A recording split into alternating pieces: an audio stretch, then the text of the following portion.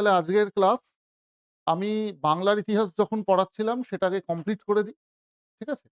পাল সেন হয়ে গেছিল। আজকে আমাদের আলোচনার বিষয়বস্তু হচ্ছে এইটা, অর্থাৎ history of Bengal part 2, medieval Bengal. Ilyas Shahi, Hussain Shahi আজকে পড়িয়ে দিচ্ছে। এখান থেকে প্রশ্ন একটু হলেও কম আসে, কিন্তু আসে। কাজে এটা পড়তে হবে। ফাইন? আর এই সেশনটা খুব বেশিক্ষণ হবে না। এখন 10:30 বাজে। খুব বেশি হলে হয়তো 11:30 11:30 পর্যন্ত হবে। তারপরে আমরা একটা নতুন চ্যাপ্টারে ঢুকে যাব। সেটা আজকে শেষ হয়তো হবে না। কিন্তু খানিকটা এগিয়ে থাকবে। ক্লিয়ার? আচ্ছা দেখো, মধ্যযুগের বাংলা স্কুল বলো বা কলেজ বলো বা যারা অনার্স পড়ে তাদের কথা বলো বা আমাদের কম্পিটিটিভ এক্সামে একটু যেন কম গুরুত্ব পায়। পাল, সেন, শশাঙ্ক এগুলো একটু বেশি গুরুত্ব পায়। কিন্তু মাথায় রাখতে হবে বাংলা বলতে আমরা তো প্রধানত কি বুঝবো? বাংলা ভাষা। তবে হ্যাঁ, একটা মজার বিষয় আছে। মজার নয়, এটা ফ্যাক্ট যে বাংলা এমন একটা শব্দ যেটা দিয়ে অনেক কিছু বোঝানো যায়। কারণ বাংলা, বাংলা ভাষা বোঝানো যায়। বাংলা বলতে একটা সময় আমরা দেখেছি যে একটা এলাকাকে বোঝাতো। ব্রিটিশ আমলে বা মুঘল আমলে বাংলা বলতে একটা সুবা বা একটা প্রভিন্সকে বোঝাতো। ঠিক আছে? আচ্ছা, এছাড়া বাংলা শব্দটা বাংলা মদ বোঝাতে ব্যবহার করা হয়। তো এই শব্দটা অনেক রকম অর্থে ব্যবহার করা হয়। বা আমরা অনেক সময় সোজা কথাটা হলো এটা বলতে গেলে ভাই বাংলা কথাটা শুনে রাখ। এইভাবে বলি। তার মানে এখানে ভাষা বোঝাচ্ছে না কিন্তু। মানে স্ট্রেইট বলছি, বুঝে নে কথাটা। আমরা অনেক সময় এই অর্থেও বলি যে বাংলা বলছি ভাই শুনে রাখ। বা অনেক সময় একটা কথা আমরা এভাবে বলি, সহজ বাংলায় বলছি বুঝে যা, বুঝে রাখ। মানে জিনিসটা আমি স্ট্রেইট বলে যাচ্ছি, বোঝ। বাংলা শব্দটার এরকম অনেক ব্যবহার আছে। আরো আছে। আমরা একটা রোগ বোঝাতে বাংলা কথাটা ব্যবহার করি। সেটা হচ্ছে কনজাংটিভাইটিস। চোখ লাল হয়, চোখ দিয়ে জল পড়ে, ওটাকে আমরা বলি জয় বাংলা। ঠিক আছে? বাংলার যে বিভিন্ন মন্দির রীতি আছে, তার মধ্যে একটা রীতিকে বলা হয় জোড় বাংলা, মানে বাংলা রীতি। ফাইন? বা এই যে কুঁড়ে ঘর, এটাকে বলা হয় বাংলা চালা। সেইখান থেকেই ওই কুঁড়ে ঘরের মতন দেখতে মন্দিরের স্ট্রাকচার হলে সেটাকে আমরা বলছি বাংলা রীতি। বা অনেক সময় দুটো কুঁড়ে ঘর পাশাপাশি রেখে যখন মন্দির তৈরি হয় সেটাকে আমরা বলছি জোড় বাংলা মন্দির। বিষ্ণুপুরে আছে, আরো অনেক জায়গায় আছে, দেখা যায়। তাহলে এইটা হচ্ছে বিষয় যে বাংলা শব্দটার অনেক রকমের ব্যবহার হয়। এবং আজকে বরং বাংলা বলে, শুধু বাংলা বলে কোনো জায়গা নেই। হয় পশ্চিম বাংলা নাহলে বাংলাদেশ। ঠিক আছে? যদিও আমরা কিন্তু অনেক সময় বাংলাদেশ কথাটা লুজলি ব্যবহার করি। যে আমাদের এই বাংলাদেশে আর কি বা হবে? মানে এখানে সত্যি, সত্যি বাংলাদেশকে বোঝানো হচ্ছে না। হয়তো পশ্চিমবঙ্গের কোনো লোকই এটা বলছে। ঠিক আছে? তো ব্রিটিশ পিরিয়ডে বাংলা বলতে কিন্তু একটা বঙ্গভাষীদের নিয়ে, বাংলা ভাষাভাষীদের নিয়ে একটা অখণ্ড রাজ্যই মোটামুটি বলা যায়। এটা কিন্তু ছিল। আমরা জানি দেশভাগের সঙ্গে, সঙ্গে সেটাও শেষ হয়ে যায়। যদিও ১৯০৫ সালে কার্জন কিন্তু বাংলাকে ভাগ করেছিলেন, সেটাও আমরা জানি। এইবার বাঙালিকে শুধু কি যে বাংলা ভাষা বলছে? হ্যাঁ, একটা তো বৈশিষ্ট্য অবশ্যই তাই। আমি বলব এটা তো প্রধান বৈশিষ্ট্য যে, যে বাংলা বলে সেই হচ্ছে বাঙালি। কিন্তু অনেক সময় আমরা দেখেছি, বিশেষ করে পশ্চিমবঙ্গের হিন্দু বাঙালিরা এরকম একটা বক্তব্য রাখার চেষ্টা করে যে খাঁটি বাঙালি হিন্দু বাঙালি। এরকম একটা ব্যাপার হয়। ঠিক আছে? অর্থাৎ বাঙালিত্বটা কোথাও গিয়ে যেন একটু ধর্ম দিয়েও মাপার চেষ্টা করা হয়। এবার পশ্চিমবঙ্গীয় বাঙালিরা, বিশেষ করে হিন্দুরা, ঠিক আছে? তারা দেখবে অনেক সময় বাঙালি মুসলিমদের তাদের ভাষা নিয়ে বলে, ও মুসলমানি ভাষা বেশি ব্যবহার করছে বাংলার মধ্যে। মানে বোঝাতে চাইছে আরবি ফার্সি ভাষাটা বেশি ব্যবহার করছে। জল কেন বলবি না? পানি কেন বলবি তোরা? জল খাবার কেন বলবি না? নাস্তা কেন বলবি? স্নান না বলে বলছে গোসল। ঠিক আছে? তাহলে এইরকম কিছু শব্দের ব্যবহার আমরা দেখেছি যে মুসলিমদের মধ্যে, মুসলিম বাঙালিদের মধ্যে এপার বাংলা, ওপার বাংলা মিলিয়ে, ঠিক আছে? এইরকম একটা জিনিস হয়। ওদের, মানে আমি বলতে চাইছি মুসলিম বাঙালিদের মধ্যে পানি, নাস্তা, গোসল, দাওয়াত এই জাতীয় শব্দগুলো ব্যবহার করা হয় যেটা হিন্দু বাঙালিরা করে না। এইভাবে বাংলার আবার হিন্দু বাংলা, মুসলিম বাংলা একটা আলাদা হয়। কিন্তু এটার মজার দিকটা হলো যে হিন্দু বাঙালির এই ৪-৫ টা শব্দকে মুসলমানি শব্দ বা আরবি ফার্সি শব্দ হিসেবে চিহ্নিত করতে পেরেছে। অর্থাৎ এই পানি, দাওয়াত, ঠিক আছে? কিংবা নাস্তা, কিংবা নসিব, কিংবা গোসাল, এইরকম ৫-৬ টা মানে শব্দকে তারা চিহ্নিত করে বলে এইগুলো ব্যবহার করা মানে এ বেটা মুসলমান, আর এটা হচ্ছে একটা মুসলমানি বাংলা। কিন্তু বাংলা শব্দভান্ডারে যদি একটু ভালো করে দেখা যায় অজস্র আরবি ফার্সি শব্দ আছে। ১ টা ২ টো বা ৫ টা ৬ টা না। অজস্র, প্রচুর। এবার হিন্দু বাঙালি সেগুলোকে আর চিহ্নিত করতে পারে না আরবি ফার্সি মানে হিসেবে। ফলে সেটাকে আর সে মুসলিম বাংলা বা মুসলমানি বাংলা বলে আর সে মনে করছে না। যেমন ধরা যাক জরিমানা, আদালত, কাগজ, এগুলোও হয় ফার্সি না হলে আরবি। এরকম প্রচুর শব্দ আছে। ঠিক আছে? কিন্তু ওই ঘুরে ফিরে ওই নাস্তা আর পানি এইরকম ৩-৪ টে শব্দের মধ্যে ব্যাপারটা ঘোরাফেরা। তাহলে এই যে বাংলা ভাষাতে অসংখ্য আরবি ফার্সি শব্দ ঢুকে আছে, কেন আছে? এইটা হচ্ছে প্রশ্ন। তার কারণ বাঙালিদের মধ্যে বেশিরভাগই মুসলিম এবং মুসলিমদের প্রধান ধর্মগ্রন্থ আল কোরআন সেটা আরবি ভাষায় লেখা। আর এই যে মধ্যযুগের বাংলা আমি পড়াচ্ছি, এই মধ্যযুগের বাংলার যারা শাসক সেই সুলতানরা, মুসলিম শাসকরা, তারা তাদের রাজসভায় ব্যবহার করত ফার্সি। ফার্সি ভাষায় অফিসিয়াল কাজকর্ম হতো। তাহলে সরকারি চাকুরি করতে গেলে ফার্সি জানতে হতো। যেমন এখন আমাদের ইংরেজি শিখতে হয়। ঠিক আছে? ব্রিটিশ আমলে যেমন ইংরেজি শিখতে হতো সেই লেগাসিটাই তো চলছে। তো সরকারি কাজকর্ম ইংরেজিতে হতো ব্রিটিশ আমলে। এখনো অনেকটাই হয়তো তাই হয়। সবটা যদি নাও হয়। তাহলে জিনিসটা কি দাঁড়াচ্ছে? যে একটা হচ্ছে ধর্ম, আরেকটা হচ্ছে বাস্তব প্রয়োজন, জীবনের প্রয়োজন। সেটা হচ্ছে রাজভাষা বা রাজসভার ভাষা বা সরকারি ভাষা, সেটা ছিল ফার্সি। তো সেইজন্য বাঙালি আরবি ফার্সি সেই সময় শিখত। আর সেই কারণেই আজকে যেমন আমরা অসংখ্য ইংরেজি শব্দ ব্যবহার করি বাংলা ভাষার মধ্যে, ঠিক সেরকমভাবে সেই সময় থেকেই বাংলা ভাষার মধ্যে প্রচুর কিন্তু আরবি ফার্সি যোগ হয়ে যায় এবং সেটা এখনো চলছে। তাহলে একটা ভাষার মধ্যে একটা ইতিহাস ধরা থাকে, মাথায় রাখতে হবে। অনেক রকমের ইতিহাস তার মধ্যে কিন্তু ঢুকে যায়। তো এটাও হচ্ছে একটা সেরকমই জিনিস যে বাংলা ভাষার মধ্যে কেন এত আরবি ফার্সি, তার উত্তরটা লুকিয়ে আছে বাংলার মধ্যযুগের ইতিহাসের মধ্যে। সেই সময় বাংলার শাসকরা যারা ছিলেন মুসলিম, সেই মুসলিম শাসকরা তাদের সরকারি ভাষা হিসেবে ফার্সি ব্যবহার করত এবং অবভিয়াসলি আমি সেই কারণের মধ্যে এখন যাচ্ছি না, তাহলে তো অনেক কথা বলতে হয়। বাঙালিদের মধ্যে মুসলিমদের সংখ্যাটা কিন্তু বেশি। অতএব আল কোরআনের ভাষা, আরবি ভাষা সেখানে কিন্তু ঢুকে গেছে। ক্লিয়ার? এটা শুনতে খুব অদ্ভুত লাগতে পারে। ঠিক আছে? যে বাঙালিদের মধ্যে মুসলিমদের সংখ্যা বেশি। বাংলাদেশীরা তাহলে বাঙালি? হ্যাঁ, বাংলাদেশীরাও বাঙালি। বাংলাদেশ একটা দেশের নাম। বাংলাদেশী হচ্ছে তার ন্যাশনাল আইডেন্টিটি। ঠিক আছে? বাংলাদেশীরাও কিন্তু বাঙালি। তারা বাংলাদেশী বাঙালি। আমরা ভারতীয় বাঙালি, পশ্চিমবঙ্গের মানুষ। কিন্তু বাঙালি আমরা দুজনেই। এবং দুটো বাংলার জনসংখ্যা যদি যোগ করা যায় ডেফিনিটলি মুসলিমদের সংখ্যা বেশি।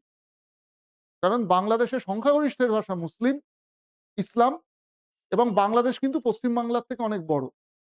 সুতরাং বাংলাদেশের জনসংখ্যার মধ্যে মুসলিম জনগোষ্ঠী।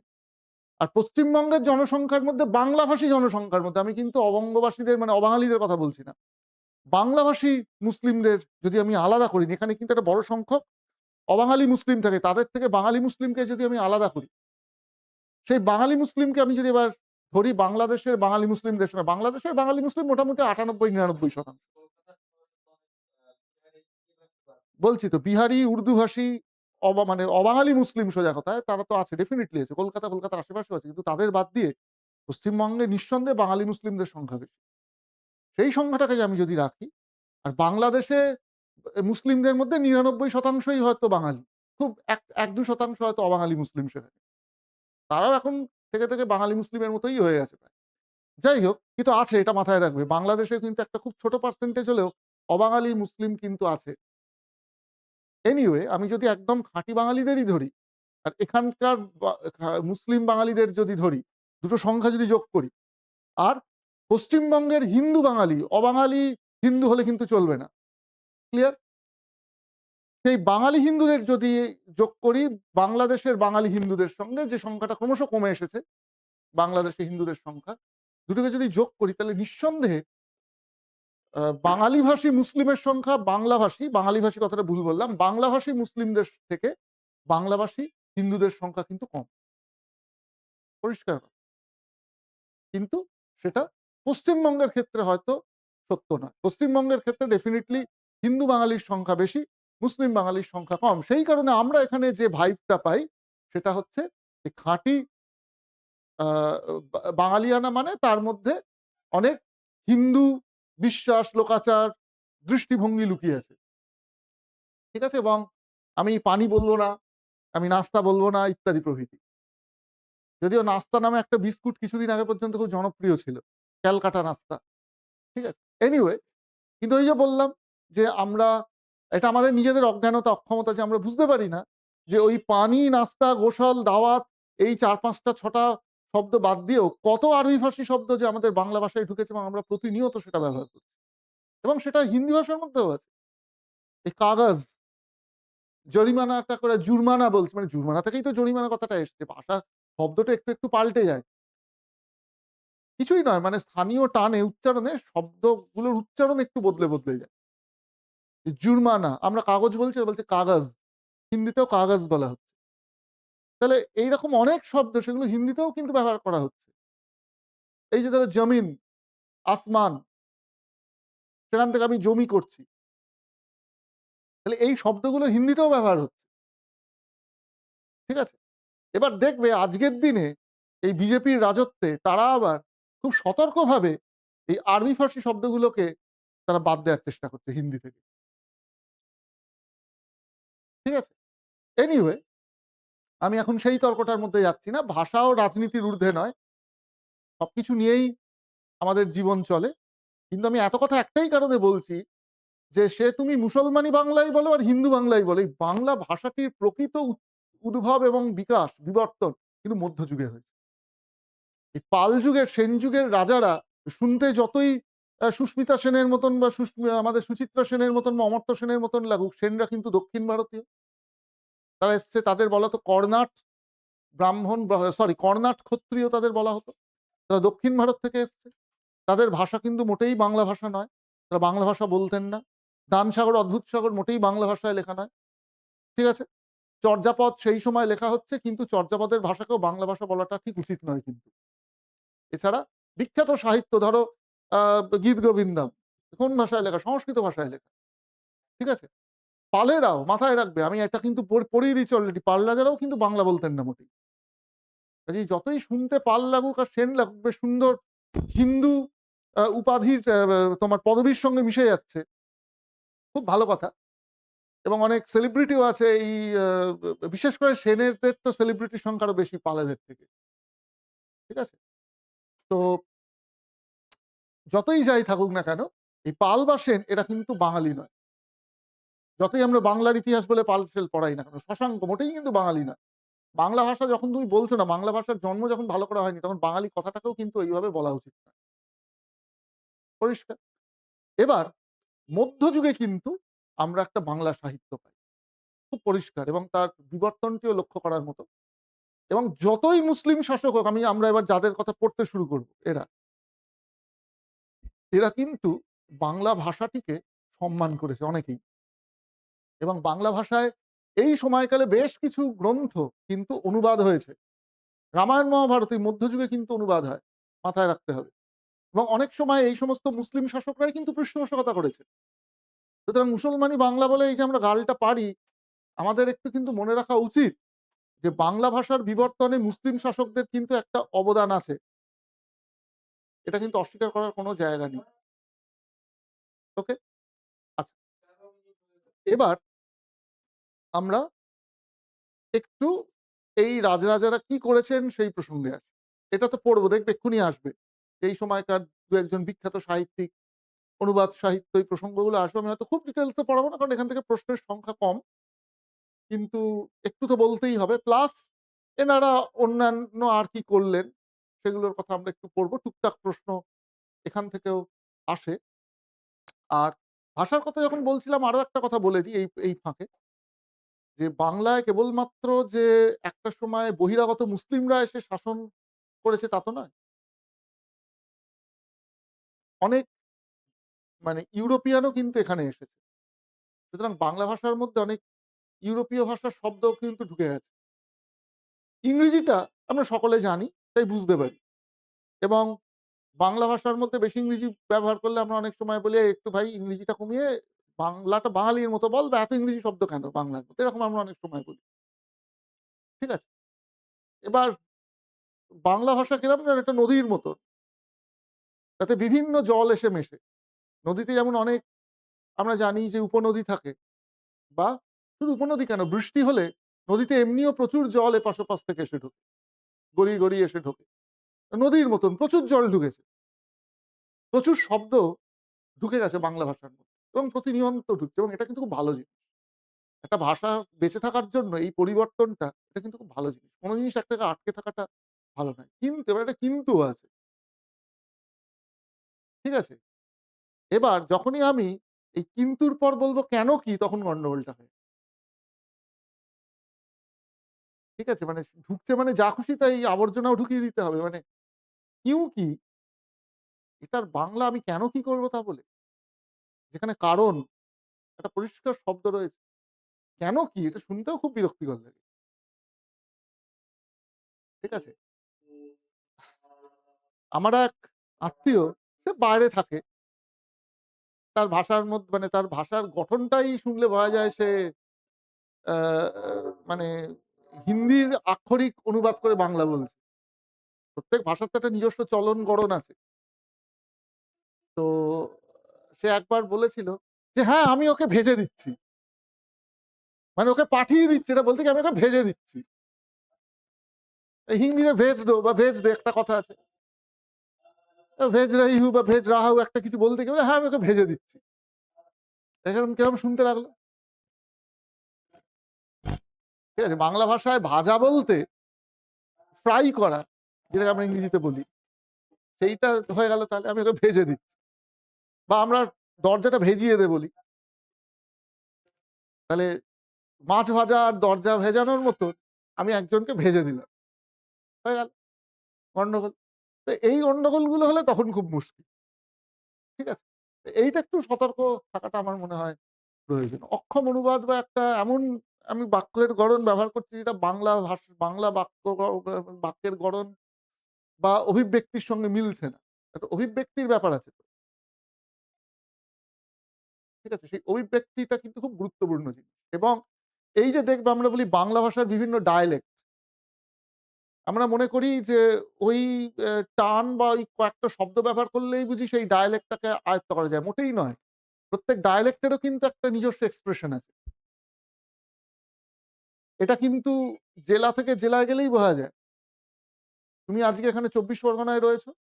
এই মোটামুটি ধরো ২৪ পরগনার এই জায়গাটা কলকাতা, হুগলি, হাওড়ার এই যে আরবান বেল্ট, সেখানে এক রকমের বাংলা বলা হচ্ছে। আবার এই রাজ্য কলকাতার তো আর কোনো রুরাল বেল্ট হয় না। কিন্তু বাকি ২৪ পরগনা, হাওড়া, হুগলির একটু রুরাল বেল্টে গেলে দেখবে বাংলা ভাষাটা বদলে গেছে। আবার সেখান থেকে বেরিয়ে তুমি আরেকটু দূরে মেদিনীপুর, বর্ধমান, বীরভূম, ঠিক আছে? নদিয়া, মুর্শিদাবাদ চলে যাও, সেখানে গিয়ে দেখবে যে শব্দের ব্যবহার কিন্তু বা অভিব্যক্তিটা কিন্তু বদলে যাচ্ছে। খুব ইন্টারেস্টিং হচ্ছে, তুমি যদি মেদিনীপুর জেলায় যাও, যেটা উড়িষ্যার একটা বর্ডার, তাই তো? সেখানে দেখবে যে তারা যে ভাষাটায় কথা বলে, সেটা বাংলা উড়িয়া মিশিয়ানো একটা কথা। অদ্ভুত একটা জিনিস শুনতে লাগে কিন্তু। অনেক সময় বোঝা যায় না যে কি বলছে। এই জিনিসটা কিন্তু হয়। এটা খুব ইন্টারেস্টিং একটা জিনিস। যাই হোক, তো পূর্ব মেদিনীপুরের কথা যখন উঠলো তখন বলি। পূর্ব মেদিনীপুরে ধরো আমি যখন পড়াতে যেতাম, রাইসে পড়াতে, তমলুকে গেছি, কাঁথিতে গেছি। ঠিক আছে? তো ওইখানে বা আরো তারপরেও রাইস ছাড়ার পরেও কিছু, কিছু প্রতিষ্ঠানে আমি পড়িয়েছি, পূর্ব মেদিনীপুরে গেছি। সেইখানে ওখানকার লোকজন, ধরো ক্লাস শেষ হয়ে গেল, আমরা এখানে কি বলছি, "চল বাড়ি চল, বাড়ি যাই চল।" এই ওখানে দেখছি ছেলেমেয়েরা বলছে, পলায় পালিয়ে এইরকম একটা কথা। সেখানে সত্যি, সত্যি পালানোর কথা বোঝানো হচ্ছে। তো এরকম প্রত্যেকটা জায়গার মানে প্রত্যেকটা মানে রিজিয়নে প্রত্যেকটা ডায়ালেক্টের এর কিন্তু একটা নিজস্ব অভিব্যক্তি আছে। এই অভিব্যক্তিটা তুমি যতক্ষণ না হাতের মধ্যে আনতে পারছো ততক্ষণ তুমি কিন্তু সেটা ঠিকমতো বলতে পারবে না। এটা প্রত্যেক ভাষার ক্ষেত্রেও তাই হয়। ঠিক আছে? একেকটা ভাষা জানবে যত বেশি অংশে ছড়িয়ে পড়ে না, তত কিন্তু তার অভিব্যক্তিগুলো, তার এক্সপ্রেশন গুলোও কিন্তু বদলে যায়। সুতরাং এই যে কোনটা শুদ্ধ আর কোনটা অশুদ্ধ, এইটা হচ্ছে খুব গোলমেলে ব্যাপার। তবে আমরা একটা স্ট্যান্ডার্ডাইজড ভার্সন প্রত্যেক ভাষারই হয় সেটা তৈরি করি যে ভাষাটায় লেখা। এই যে আমরা এখন বলছি না যে মুখের ভাষা আর লেখার ভাষা এখন প্রায় এক হয়ে গেছে। এটা কিন্তু একেবারেই সত্যি কথা না। আগে খুব ডিস্টিংক্টলি চলিত ভাষা, সাধু ভাষা দুটোর মধ্যে তফাৎ ছিল। এখন হয়তো সেটা নেই। কিন্তু আমরা সত্যি কথা বলতে কি যে ভাষাটায় কথা বলি সেই ভাষায় কিন্তু লিখি না। সাধু ভাষাতে লিখি না হয়তো ঠিকই, কিন্তু যে ব্যক্তি ধরো এই যে ধরো পূর্ব মেদিনীপুরের কথাটা বলছি যে সেই ছেলেটি বলছে, "চ পালিয়ে চ, পলায়ে চ।" সে কিন্তু লেখার সময় লিখবে এরম যদি লিখতে হয় তখন কিন্তু সে কিন্তু এটাই লিখবে যে, "এবার বাড়ি চলো।" পালিয়ে চলো কথাটা কিন্তু সে লিখবে না। তো লেখার ক্ষেত্রে একটা স্ট্যান্ডার্ডাইজেশন হয়তো প্রয়োজন হয় বোঝার সুবিধের জন্য। ঠিক আছে? তো সেই কারণে বিভিন্ন ডায়ালেক্ট পশ্চিমবঙ্গ এবং বাংলাদেশে হয়তো বলা হচ্ছে। ঠিক আছে? কিন্তু লেখার সময় প্রত্যেকেই কিন্তু একটা নির্দিষ্ট বাংলা ভাষা বা অভিব্যক্তি হয়তো ব্যবহার করছে। বলার সময় কিন্তু সেটা হচ্ছে। এবার আমরা যারা ধরো কলকাতা বা তার আশেপাশে থাকি, আমাদের মুখের ভাষা আর লেখার ভাষাটা হয়তো প্রায় এক। আমরা যা বলছি সেটাই প্রায় লিখছি। কিন্তু এটা তুমি কলকাতা থেকে যত দূরে যাবে তত দেখবে আর হচ্ছে না। তত দেখবে যে সেখানে অনেক স্থানীয় শব্দ ঢুকে গেছে বা তার অভিব্যক্তিটা হয়তো আলাদা। কিন্তু সে লেখার সময় সেটা কিন্তু করছে না, কিন্তু বলার সময় সেটা করছে। ঠিক আছে? তো এইটা সব ভাষার ক্ষেত্রেই কম বেশি হয়। যে ভাষাগুলো বিশেষ করে অনেক বেশি জনসংখ্যা যে ভাষায় কথা বলে, অনেক বেশি জায়গা জুড়ে যে ভাষাটা ছড়িয়ে আছে, সেই ভাষায় কিন্তু এই জিনিসটা হবেই। শুধু বাংলা ভাষা বলে না, এটা সব ভাষাতেই হয়। এই যে হিন্দি একটা বড় অংশ জুড়ে বলা হচ্ছে। তুমি খুব ডিস্টিংক্টলি বুঝতে পারবে যে তুমি পাটনায় গিয়ে যে হিন্দিটা শুনছো, আর লখনউতে গিয়ে যে হিন্দিটা শুনছো, দিল্লিতে গিয়ে যে হিন্দিটা শুনছো, সেই হিন্দিগুলো কিন্তু আলাদা। যদি খেয়াল করে বুঝবে। খুব পরিষ্কার কথা। ভোজপুরি কিন্তু হিন্দি নয়, ভোজপুরি একটা আলাদা ভাষা। বিহারে বলা হয়, এগুলো কিন্তু খুব, খুব ভুল ধারণা যে ভোজপুরি হিন্দি। বলতে যেখানে খুশি পারে, কিন্তু ভোজপুরিটা মূলত বিহারের একটা অংশে বলা হয়। ঠিক আছে? অ্যাকচুয়ালি হিন্দি বেল্ট বলতে আমরা যেটাকে বুঝি মাথায় রাখবে। তার ভেতরে মানে হিন্দি বেল্ট বলতে আমরা কি বুঝি? ঝাড়খণ্ড, বিহার, উত্তরপ্রদেশ, উত্তরাখণ্ড, মধ্যপ্রদেশ, ছত্তিশগড় আর কি রাজস্থান, উত্তরাখণ্ড বললাম, রাজস্থান, হিমাচল, এই অঞ্চলগুলোকে দিল্লি, এনসিআর এই অঞ্চলটাকে আমরা বলছি হিন্দি বেল্ট। এবং আমাদের ধারণা এখানে সবাই হিন্দি বলে, মোটেই নয়। এই পুরো রিজিয়নটায় অসংখ্য ভাষা বলা হয়। ঠিক আছে? এই যে ধরো মথুরা, ব্রজভূমি, ব্রজ ভাষা ওখানে বলা হচ্ছে। রাজস্থানে অন্তত ৩-৪ রকমের ভাষা বলা হয়। মিনিমাম বলছি। একটা বড় সংখ্যক মানুষ ৩-৪ রকমের ভাষা বলে। হিমাচল, উত্তরাখণ্ড প্রত্যেক জায়গার কিন্তু নিজস্ব আলাদা, আলাদা ভাষা আছে কিন্তু হিন্দির পাশাপাশি। ঠিক আছে? কিন্তু সমস্যাটা হচ্ছে যে এই সমস্ত ভাষাগুলোর বেশিরভাগেরই কোনো নিজস্ব স্ক্রিপ্ট নেই। নিজস্ব স্ক্রিপ্ট না থাকলে সেইটা একটা স্বতন্ত্র ভাষা হিসেবে আত্মপ্রকাশ করার ক্ষেত্রে ঠক্কর খায় বারবার। এইটা হচ্ছে সমস্যা। ঠিক আছে? সুতরাং এটা ভাবার কোনো কারণ নেই যে হিন্দি বেল্ট মানেই শুধু সেখানে হিন্দি বলা হচ্ছে। সেখানে কিন্তু অন্য অনেক ভাষা বলা হয়। ক্লিয়ার? হ্যাঁ, তো এই জায়গাটা খুব ইন্টারেস্টিং একটা ভাষার ক্ষেত্রে। এটা নিয়ে তোমরা চর্চা গবেষণা করতেই পারো।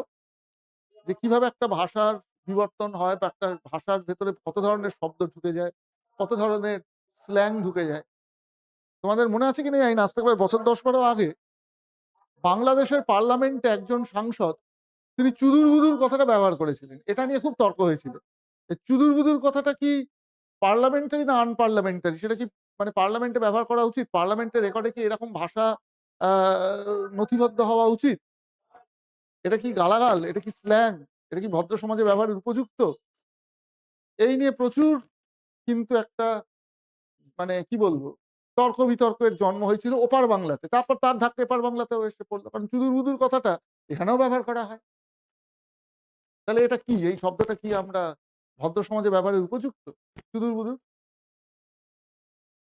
ঠিক আছে? এবার দেখো স্ল্যাং মানেই সেটা যে অশ্লীল হতে হবে তার কিন্তু কোনো কথা নেই।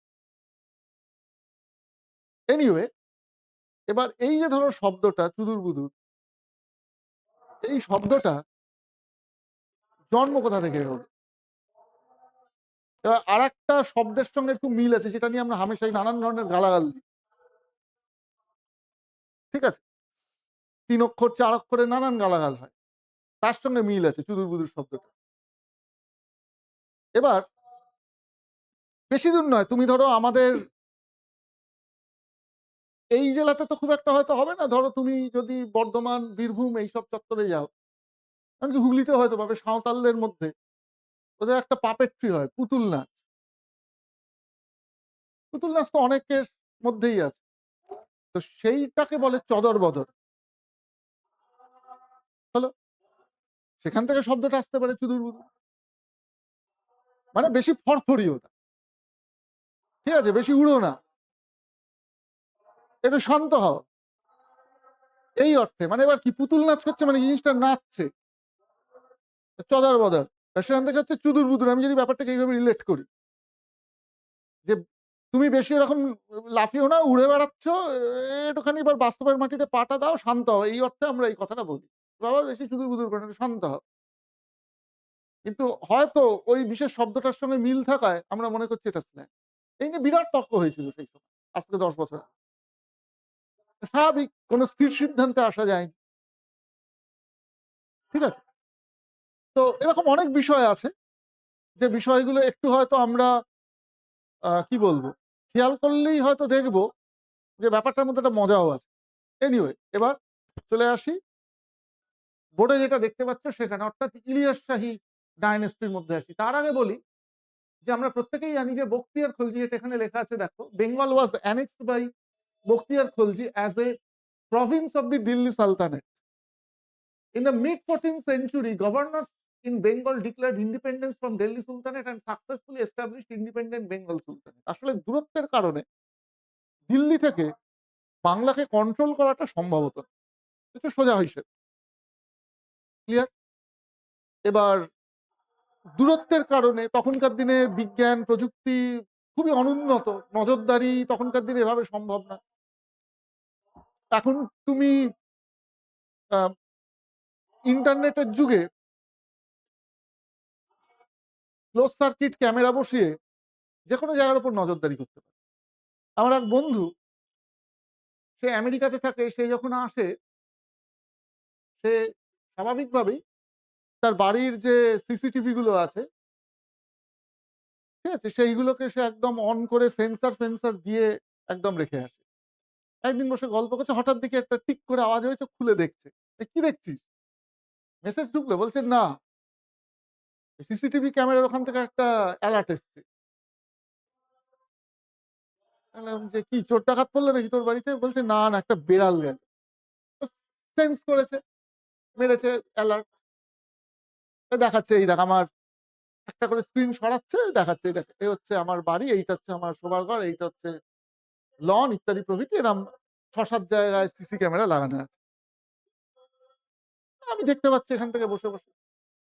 এবার সেন্সর আছে, সেটাকে অন করে দিয়ে এসছি। অতএব রক্ত মাংসের কোনো প্রাণী একটা বিড়াল বা একটা কিছু ওখান দিয়ে যাচ্ছিল লন দিয়ে, সেই সময় ও ওটাকে ট্র্যাক করে একটা অ্যালার্ট পাঠিয়েছে। তো এইরকম ব্যাপার আরকি। এটা ভাবা যায়? বলো? এই যে ভিডিও কল করছি আমরা, এটা আমরা ছোট বয়সে স্বপ্ন দেখতাম। যে ফোন করছি, ফোনে কথা বলছি।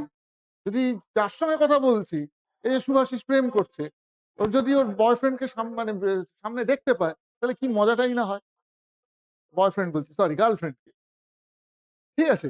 তো এইগুলো তো আর আজকের দিনে সম্ভব নয়। মানে তখনকার দিনে সম্ভব ছিল না। আজকের দিনে সম্ভব। অতএব দিল্লি থেকে বসে গৌড়ে কে কি করছে, এ কিন্তু বোঝার কোনো উপায় নেই। অতএব সেই সুযোগটাকে কাজে লাগিয়ে ১,৫০০ কিলোমিটার দূরে বসে বাংলার শাসকরা দিব্যি স্বাধীনভাবে শাসন করতেন। কখনো, কখনো ঝামা ঘষতেন অবশ্য, দিল্লির সুলতান এসে আক্রমণ-টাক্রমণ করেছেন। কিন্তু শেষ পর্যন্ত দিল্লির সুলতানও বুঝেছেন যে আমি তো ধরে রাখতে পারব না এত দূর থেকে। কি করে নজরদারি চালাবো? অতএব একটু তো ছাড়তেই হবে। এটা স্বায়ত্ত শাসনের মতন ব্যাপার। কিন্তু কার্যত তারপর দেখা গেল সে স্বাধীনভাবেই সার্বভৌম স্বাধীনভাবেই চলছে। তো এই জিনিসটা প্রায় সারা মধ্যযুগ জুড়েই হয়েছে। জাহাঙ্গীরের সময় এসে বাংলা মোটামুটি ঠিকঠাকভাবে দিল্লির নিয়ন্ত্রণে আসে। তার আগে না। সুতরাং এই যে দুটো স্বাধীন বংশ, একটা তো তোমরা দেখতেই পাচ্ছ এখানে বোর্ডে লেখা রয়েছে, অর্থাৎ ইলিয়াস শাহী ডাইনেস্টি। এরপর আমরা আরেকটা পড়ি, সেটা হচ্ছে হুসেন শাহী ডাইনেস্টি। ঠিক আছে? তাহলে হুসেন শাহী ডাইনেস্টি এবং ইলিয়াস শাহী ডাইনেস্টি, এই দুটো জিনিস আজকে আমরা একটুখানি পড়ে নেব। কিন্তু মাথায় রাখতে হবে যে ১৩৪২, তাই তো? আর আমরা প্রত্যেকেই জানি এই যে ইখতিয়ার উদ্দিন মোহাম্মদ বখতিয়ার খলজি, তিনি অ্যারাউন্ড ১২০৪ নাগাদ লক্ষণ সেনকে হারিয়েছিলেন। হারিয়ে গৌড় এবং তারপর পরে গৌড়, আগে হচ্ছে নদিয়া, নদিয়া, গৌড় এগুলো সব দখল করে। তাহলে প্রায় ১৫০ বছর কি হলো? এইটা আমাদের আর খুব একটা পড়ার দরকার নেই। এখান থেকে প্রশ্ন আসে না সেই জন্য, আর কিছু না। প্রশ্নটা যেখান থেকে আসে আমরা সেখানে যাব। স্বাধীন ইলিয়াস শাহী বংশের জন্ম হয়েছে ১৩৪২ মানে মিড 14th সেঞ্চুরি। আর সেটা কন্টিনিউড হয়েছে 15th সেঞ্চুরির প্রায় শেষ পর্যন্ত, মানে দেখতেই পাচ্ছ প্রায় ১৫০ বছর এরা কিন্তু শাসন করেছে বাংলাকে। ঠিক আছে? এবং বলাই হচ্ছে দেখো, Ilyas Shahi dynasty was the first independent Muslim ruling dynasty in the late medieval Bengal, which ruled from the 14th century to the 15th.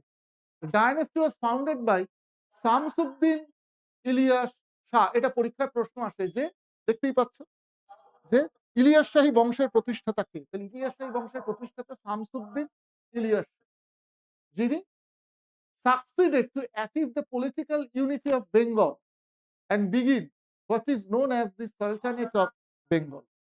He was the founder of the city Hajipur. এটা হয়তো খুব একটা প্রশ্ন আসবে না, কিন্তু ইলিয়াস শাহী বংশের প্রতিষ্ঠাতা শামসুদ্দিন ইলিয়াস শাহ, এটা অনেক সময় পরীক্ষায় প্রশ্ন আসে। ঠিক আছে?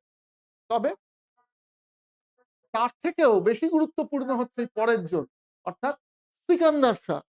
আমরা সিকান্দার লোদির কথা পড়ি, সিকান্দার শাহের কথা ততটা পড়ি না। মাথায় রাখতে হবে ইলিয়াস শাহী সুলতানির অন্যতম শ্রেষ্ঠ হচ্ছে এই সিকান্দার শাহ, যিনি বেশ মোটামুটি দীর্ঘদিন রাজত্ব করেছেন। দেখতেই পাচ্ছ ৩০ বছরের ওপর, মোর দ্যান 30 ইয়ার্স। সময়কাল বেশি পাওয়া গেলে টেস্ট ইনিংস যেমন লম্বা খেলা যায়, টি-20 ইনিংসে কি আর লম্বা খেলা যায়? যায় না। কিন্তু টেস্ট ইনিংস লম্বা খেলা যায়। ৪০০ রান করেছিলেন ব্রায়ান লারা টেস্টে। এটাই হচ্ছে হাইয়েস্ট স্কোর ৪০০, ভাবতে পারছো? ঠিক আছে? এবং নট আউট ছিলেন। তাহলে এইটা তো আর টি-20 তে খেলা সম্ভব না। টি-20 তে সেঞ্চুরি হয়েছে, যেদিকে এগোচ্ছে কোনদিন ডাবল সেঞ্চুরি টি-20 তেও হয়ে যাবে। সেটা আলাদা কথা। কিছুদিন বাদে উঠোনের সাইজের মাঠে খেলা হলে টি-20 তেও ৪০০ রান হবে। ক্লিয়ার? এখন তো তাই হচ্ছে। তুমি হাসছো? শোনো, এই যে যখন এই কথাগুলো ওঠে না যে বিরাট কোহলি হচ্ছে শ্রেষ্ঠ ওয়ানডে ক্রিকেটার। টেস্ট আর বলতে পারছে না। এত ঝুলিয়েছে শেষ দিকে। হ্যাঁ? পারফরম্যান্স এত খারাপ হয়েছে, এটা আর বলা যাচ্ছে না। আগে সেটাও বলতো, বিরাট কোহলি ফ্যানরা বলতো যে বিরাট কোহলি সব ফরম্যাট মিলিয়ে শ্রেষ্ঠ। সেটা এখন আর বলতে পারে না। কিন্তু সাদা বলের শ্রেষ্ঠ ক্রিকেটার, এই কথাটা তো তারাও বলে, বিশেষজ্ঞরাও বলে। ঠিক আছে? আর আমার শুনে, আমি সিরিয়াসলি বলছি, আমি কেউ নই। এখানে ক্রিকেট বিশেষজ্ঞও নই, খেলোয়াড়ই নয়। কিন্তু তবু একজন সাধারণ দর্শক হিসেবে এইটা শুনে আমার খুব হাসি পায়। তার কারণ, যারা এই কথাগুলো বলে, তাদের মধ্যে যারা বয়স্ক, যারা ধরেন গাভাস্কার, যথেষ্ট বয়স্ক, সে তো আর আজকের ছোকরা না। সে তো ৭০ এর দশকে যখন ১ম ওয়ানডে খেলা হয়েছিল, সে তো জানতো যে সেই সময় ওয়ানডে কোন নিয়মে কিভাবে খেলা হতো। তারপর তার বিবর্তন হয়ে ৮০ র দশক হয়ে ৯০ এর দশক হয়ে আজকে কোন জায়গায় এসে দাঁড়িয়েছে। এটা তো সে তো দেখেছে। নিজের চোখে দেখেছে। সে ১৯৭১ সাল থেকে তার টেস্ট ক্যারিয়ার শুরু হয়েছিল। সে ওয়ানডে কিন্তু খেলেছে সেই সময় ৭০ এর দশকে। কিচ্ছু নয়। একটু পুরনো YouTube থেকে পুরনো কিছু খেলার ক্লিপিং বের করো, ৮০ র দশকের ওয়ানডে। দেখবে, সাদা চোখে বুঝতে পারবে। ফিতে দিয়ে মাপার দরকার নেই। তখনকার মাঠগুলো কত বড় আগে। আমি আমার কথা বলছি। আমি যখন ১ম ক্রিকেট খেলা দেখতাম অস্ট্রেলিয়ার মাঠ দিয়ে বললে সুবিধা হবে। অস্ট্রেলিয়ার মাঠে কোনো বাউন্ডারি লাইন থাকতো না। এই যে আমরা একটি বাউন্ডারি একটা দড়ি, অস্ট্রেলিয়ার মাঠে কোনো বাউন্ডারি দড়ি বা এইসব কিছু থাকতো না। ঠিক আছে? মাঠটা যেখানে শেষ হতো, ফেন্সিং বা বিজ্ঞাপনের যে হোর্ডিং গুলো থাকে ওইটা ছিল বাউন্ডারি। ৬ মারতে গেলে গ্যালারিতে ফেলতে হতো। বুঝা না, একদম মানে ওই হোর্ডিং এর পেছন থেকেই বসতো। হ্যাঁ,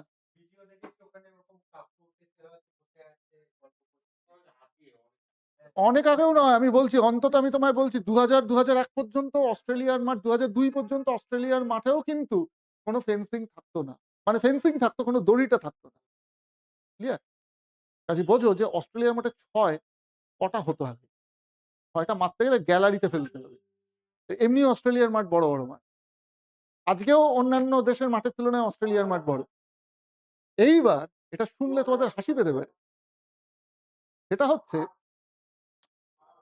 যখন ওয়ান ডে খেলা হচ্ছে বা অনেক সময় টেস্টেও এটা হতো, সেটা হচ্ছে যে সাইড স্ক্রিন।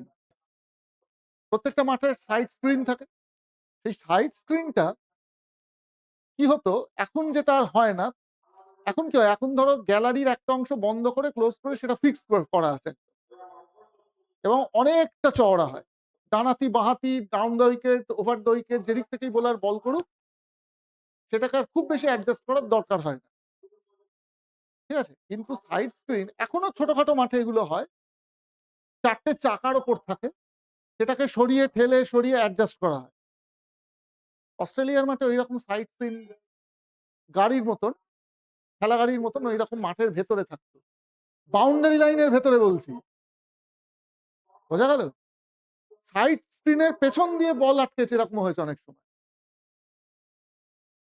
আর সাইড স্ক্রিনে এক ধাক্কায় যদি বলটা এসে স্ট্রেট যদি সাইড স্ক্রিনে লাগতো সেটা কিন্তু ৬ নয় ৪ হতো। বোঝা গেল? এইবার ভাবো যে সেই সময় একটা লোক ৫০ করেছে আর আজকের একটা লোক ৫০ করছে, তফাৎটা কোথায়? আজ একটা লোক বাউন্ডারি লাইনে অল্পের জন্য আউট হলো না। প্লেয়ারের মাথার উপর দিয়ে গিয়ে ৬ হলো। এটা আজ থেকে ২৫ বছর আগে একটা ইজি ক্যাচ হতো। বোঝা গেল? এই যে অস্ট্রেলিয়ার মাঠেও আজ ১০ টা ৬ হচ্ছে। একটা ১০০ ওভারের ওয়ানডে ম্যাচে, তখন তো টি-টোয়েন্টি ছিল না। একটা ১০০ ওভারের ওয়ানডে ম্যাচে এরকম প্রচুর ওয়ানডে ম্যাচ গেছে। কোন ৬ই হয়নি। অস্ট্রেলিয়ার মাঠে বিশেষ করে। ঠিক আছে? এবং এই যে ধরো এখন একটা টুর্নামেন্টে ৬ কাউন্ট করা হয়। এটা ওয়ার্ল্ড কাপে ৬ কাউন্ট করা হয়। এটা অস্ট্রেলিয়াতেও ধরো যখন ওয়ার্ল্ড কাপ হলো আজ থেকে ১৫-১০ বছর আগে ২০১৫ তে বা এই তো বোধহয় বছর ৩ ১ ৪ আগে টি-টোয়েন্টি হলো। টুর্নামেন্ট ৬ এই যে একটা কাউন্ট হয় দেখবে, সেটা মনে করলে তোমরা ইজিলি নেট খুলেও দেখে নিতে পারো যে ধরো লাস্ট টি-টোয়েন্টি ওয়ার্ল্ড কাপ যেটা অস্ট্রেলিয়াতে হয়েছে। ঠিক আছে? যেটা এই ওয়েস্ট ইন্ডিজ হলো সেটা নয়। আমি ২২ এর কথা বলছি। ২২ এ যেটা অস্ট্রেলিয়াতে হলো। সেখানে টি-টোয়েন্টি তে কটা ৬ হয়েছে? বা ২০১৫ তে লাস্ট ওয়ানডে ওয়ার্ল্ড কাপ হয়েছিল সেখানে কটা ৬ হয়েছে? আর 92 তে ফিরে যাও। 92 তে ওয়ার্ল্ড কাপ হয়েছিল অস্ট্রেলিয়াতে। সেখানে কটা ৬ হয়েছে? এবার কোন তুলনাতেই আসছে না। কোন তুলনাতেই আসছে না। এবং 92 র ওয়ার্ল্ড কাপে হাতে গুনে ২-৪ টে ম্যাচে ২৫০ প্লাস রান হয়েছিল। হাতে গুনে। তখন অস্ট্রেলিয়ার মাঠে ২৩০ করা মানে সেটা ম্যাচ উইনিং স্কোর। এবং ইন্ডিয়া অস্ট্রেলিয়া আর ইংল্যান্ডের এগেইনস্ট এ ২৩০ এর ঘরে রান চেজ করতে পারেনি। ক্লিয়ার? ইংল্যান্ড করেছিল ইন্ডিয়ার বিরুদ্ধে এরকম ২৩৫-৩৬, অস্ট্রেলিয়াও তাই করেছে। দুটোর কোনটাই ইন্ডিয়া চেস করতে পারেনি। খুব অল্প, অল্প রানে হেরেছিল। বুঝতে পারছ? তাহলে এইবার তুমি বলো যে তুলনাটা কি করে হবে? তুলনা হয়? এটা তো গেল একটা দিক। এবার যদি তুমি বাকি নিয়মগুলো দেখো, এই পাওয়ার প্লে, ঠিক আছে? 92 ওয়ার্ল্ড কাপে ১ম ১৫ ওভারের নিয়ম ছিল। তখন ১৫ ওভারে ফিল্ডিং ক্লোজ রাখতে হতো। পাওয়ার প্লে সব ছিল না। ১৫ ওভারে ফিল্ডিং ক্লোজ থাকতো। ওই ওয়ার্ল্ড কাপে কেবলমাত্র একজন ওপেনার এটার সুযোগ নিতে পেরেছিল। তখনও তো লোকের সেই পুরনো মানসিকতা চলছে যে ওপেনার আস্তে, আস্তে খেলবে। রবি শাস্ত্রী এই ওয়ার্ল্ড কাপে দুটো ম্যাচে, ১ম দুটো ম্যাচে যে দুটো ম্যাচ ইন্ডিয়া অস্ট্রেলিয়ার সঙ্গে খেলা হয়েছিল এবং ইন্ডিয়া ইংল্যান্ডের সঙ্গে খেলা হয়েছিল। ইন্ডিয়া খুব অল্প, অল্প রানে হেরেছিল। 3rd ম্যাচে রবি শাস্ত্রীকে বাদ দেওয়া হয়েছিল। কেন জানো? রান না পাওয়ার জন্য। স্লো খেলার জন্য। রবি শাস্ত্রী ওপেনিং করত। অস্ট্রেলিয়ার এগেইনস্ট রবি শাস্ত্রী কিন্তু ৬১ না ৬২ এরকম একটা রান করেছিল। কত বল খেলেছিল? ১১০ টা বল খেলেছিল। ইন্ডিয়া বোধহয় ৮-১০ রানে ম্যাচটা হেরেছিল। তার পরের ম্যাচে অস্ট্রেলিয়ার এগেইনস্টে রবি শাস্ত্রী 25-30 রান করেছিল কিন্তু। খেলেছিল 60 এর কাছাকাছি বল। তারপর স্লো খেলার জন্য ওকে বাদ দেয়া হলো। তো তখনকার ওপেনার এরম ভাবেই খেলতো। কিন্তু ফিল্ডিং ক্লোজ রয়েছে, আমি তুলে, তুলে মারবো। ওপেনাররা তো কেউ তুলে, তুলে মারার কনসেপ্টটা তখন ছিল না। তুলে, তুলে মারবো। এই কনসেপ্টে ১ম কে গেল? সেই লোকটাকে আমরা আজকে ভুলে গেছি। তার নাম হচ্ছে গ্রেড ব্যাচ। নিউজিল্যান্ডের এগেইনস্টে গ্রেড ব্যাচ। আর অস্ট্রেলিয়া নিউজিল্যান্ডের ওয়ার্ল্ড কাপ হচ্ছে মানে নিউজিল্যান্ডের ম্যাচ নিউজিল্যান্ডে পড়ছে। নিউজিল্যান্ডের মাঠ এমনিতেই একটু ছোট মাঠ। গ্রেড ব্যাচ করলো কি? তুলে, তুলে মারতে শুরু করল। সকলকে চমকে দিয়ে ওপেনার এরকমভাবে তুলে, তুলে মারছে। ১ম ১৫ ওভারে এত রান তুলে ফেললো যে লোকের চোখ ছানা বড়া হয়ে গেল। এ কি রে ভাই! ১ম ১৫ ওভারে এত রান হয়ে যাচ্ছে। অস্ট্রেলিয়াতে ১ম ১৫ ওভারে লোকে ৪০ রান করত, ৪৫ রান করত। তাতেই মনে করত খুব ভালো রান হয়েছে। বোঝা গেল? তারপর দিনের শেষে হয়তো ২১৫-২০ রান হতো। তো এই দিন খুব বেশি দিন আগে পর্যন্ত ছিল তা নয় কিন্তু। তাহলে কি করে আবার তুলনাটা হবে দুজনের সঙ্গে? একটা সময় ৬০ ওভারের ওয়ানডে ম্যাচ হতো ইংল্যান্ডে। ঠিক আছে? আমি যদি খুব ভুল না করি ১৯৯৫ সাল পর্যন্ত ইংল্যান্ডে ৫৫ ওভারের ম্যাচ হয়েছে আজ থেকে ৩০ বছর আগে। ৬০ টা কমিয়ে ৫৫ করা হলো। তারপর ৯৬ এ ওটা কমিয়ে ৫০ করা হয়। তার কারণটা কি? তার কারণ ইংল্যান্ডে দিনটা অনেক লম্বা হয়। ১১০ ওভার খেলা যেত। আমাদের দেশে যেমন ১১০ ওভার খেলা যাবে না দিনের আলোতে। ঠিক আছে? সেইজন্য আমাদের দেশে কোনদিনই ৬০ ওভারের কিন্তু ওয়ানডে হতো না। ৫০ ওভারেরই হতো। অনেক সময় ৪৫ ওভারেরও করতে হতো। শীতকালে কুয়াশা-টুয়াশা পরে খেলা শুরু হয়েছে, আলো কমে এসছে। কারণ আমাদের দেশে ক্রিকেটটা শীতে খেলা হয়, ইংল্যান্ডে সামারে খেলা হয়। দিন অনেক বড় হয়। বোঝা গেল? তো এইবার বলো কোন স্ট্যান্ডার্ডাইজ নিয়মই নেই। কে ৬০ ওভারের খেলা খেলছে, কে ৪৫ ওভারের খেলা খেলছে। লাল বলে খেলা হচ্ছে। অস্ট্রেলিয়ায় অবশ্য অনেকদিন ধরেই রঙিন বলে মানে রঙিন পোশাকে সাদা বলে খেলা হতো। ক্যারি প্যাকার্স সিরিজ নাম শুনেছ? অনেকটা আমাদের আইপিএল এর মতো। প্রাইভেট লিগ ৭০ এর দশকের শেষে। খুব বিতর্ক হয়েছিল সেই সময়। অস্ট্রেলিয়াতেই ১ম রাতের আলোয় সাদা বলে রঙিন পোশাকে খেলা হয়েছিল। বিরাট ঝড় বয়ে গেছিল। ক্রিকেটে কি হচ্ছে? চিরাচরিত সাদা পোশাক আর লাল বলের খেলা ছেড়ে কিনা রঙিন পোশাক আর সাদা বল মানে জিনিসটা রিভার্স হয়ে গেল। ঠিক আছে? কিন্তু অস্ট্রেলিয়াতে ৮০ র দশক থেকে কিন্তু রঙিন পোশাকে আর সাদা বলে খেলা হয়। কিন্তু ঐরকম বিশাল, বিশাল মাঠ। Outfield slow. একটা ৪ হতে জিপ বেরিয়ে যেত। ৩ রান ৪ রান দৌড়ে হয়ে যেত ইজিলি। কি করে তুলনা হবে আবার? সেই দশকের প্লেয়ারের সঙ্গে আজকের কোহলি। কিন্তু এই ধরনের কথা আমরা বলে ফেলি কিন্তু। মজার বিষয়টা হচ্ছে এই। তুলনাটা আমরা কিন্তু দিব্যি চালিয়ে ফেলি। কারণ আমাদের হাতে আছে কিছু শুকনো পরিসংখ্যান। সেখানে বিরাট কোহলির ওয়ানডে এভারেজ ৫৮। ঠিক আছে? তো স্বাভাবিক ৫৩ টা ওয়ানডে সেঞ্চুরি। তো স্বাভাবিক লোকে তো বলবেই যে এর তো ধারে কাছে কেউ নেই। কিন্তু ব্যাপারটা এরকম নয় কিন্তু। যখন শচীন টেন্ডুলকার মধ্য গগনে তখন শচীনকে বলা হতো ওয়ানডের সেরা প্লেয়ার। তখনও সেম জিনিস। শচীন কিন্তু তুলনামূলকভাবে অনেক মানে সুবিধে পেয়েছে। বেটার কন্ডিশন পেয়েছে ওয়ানডেতে বড় রান করা। আবার আজকে শচীনের থেকে এরা আরো অনেক বেটার কন্ডিশন পাচ্ছে। দুটো নতুন বলে খেলা হয় এখন। বল আর রিভার্স হয় না ওয়ানডেতে। একটা সময় শোয়েব আক্তারের বল ওয়ানডেতে কিরকম রিভার্স করত। হবে কি করে? ২৫ ওভারের বেশি বল পুরনো হচ্ছে না। আগেকার দিনে ৩০ ওভারের পর কিন্তু মারা শক্ত হয়ে যেত। বল নরম হয়ে যেত। সাদা বল তাড়াতাড়ি নরম হয়। লাল বলের তো খেলা উঠে গেল। সাদা বল তাড়াতাড়ি নরম হয়ে যায়। তারপরে কালার চলে যায়। আমাদের দেশে যেহেতু একটু রাফ হয় সারফেস, কালারটা চলে যায়। বল পাল্টাতে হতো। সেই জন্য করল কি ২ টো বলে খেলা হলো। ভারী কেন থাকবে? ওয়েট সেমই থাকতো কিন্তু বলটা নষ্ট হয়ে যেত তাড়াতাড়ি। নরম হয়ে যেত তাড়াতাড়ি। এমনি সাদা বল তাড়াতাড়ি ছাড়ে। তারপর কি হতো বলটা তো সাদা। আর আমাদের এখানে ইন্ডিয়ান পিচ বা ইন্ডিয়ান মাঠ অত তো মাখনের মতন স্মুথ নয় যেটা ধরো ওই অস্ট্রেলিয়া, নিউজিল্যান্ডে, ইংল্যান্ডে। এখানে কি হয় মানে যেটাকে বলে কালারটা নষ্ট হয়ে যেত। উঠে যেত। হ্যাঁ, তো ফলে খুব সমস্যা হতো। ঠিক আছে? এই হচ্ছে ব্যাপার। ওয়ানডে খেলা কোনদিন সাদা বলে সাদা পোশাকে দেখেছো? ইন্ডিয়াতে লাস্ট ২০০০ সালে সাদা পোশাকে ওয়ানডে হয়। ঠিক আছে? ২০০০ সালের শেষ ইন্ডিয়াতে সাদা পোশাকে ওয়ানডে খেলা হয়।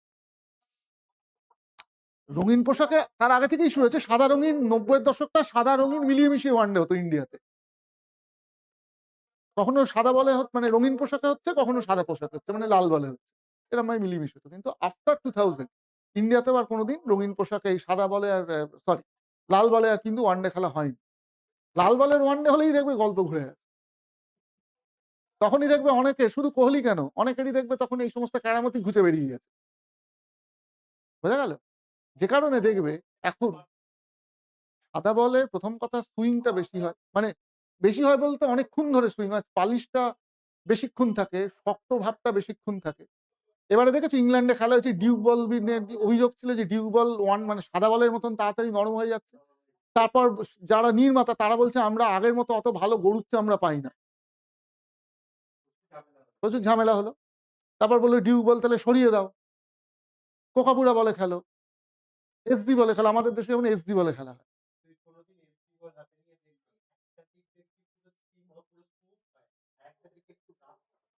ওটা তো তৈরি করতে হয়, বল তো তৈরি করতে হয়। না এসডি বলের একটা সেলাই মানে একটা সিম এক্সট্রা থাকে। যে কারণে স্পিনারদের গ্রিপ করতে সুবিধা হয়। এখানে স্পিনারদের কথা ভেবে এসডি বলটা ওইভাবে তৈরি হয়। ঠিক আছে?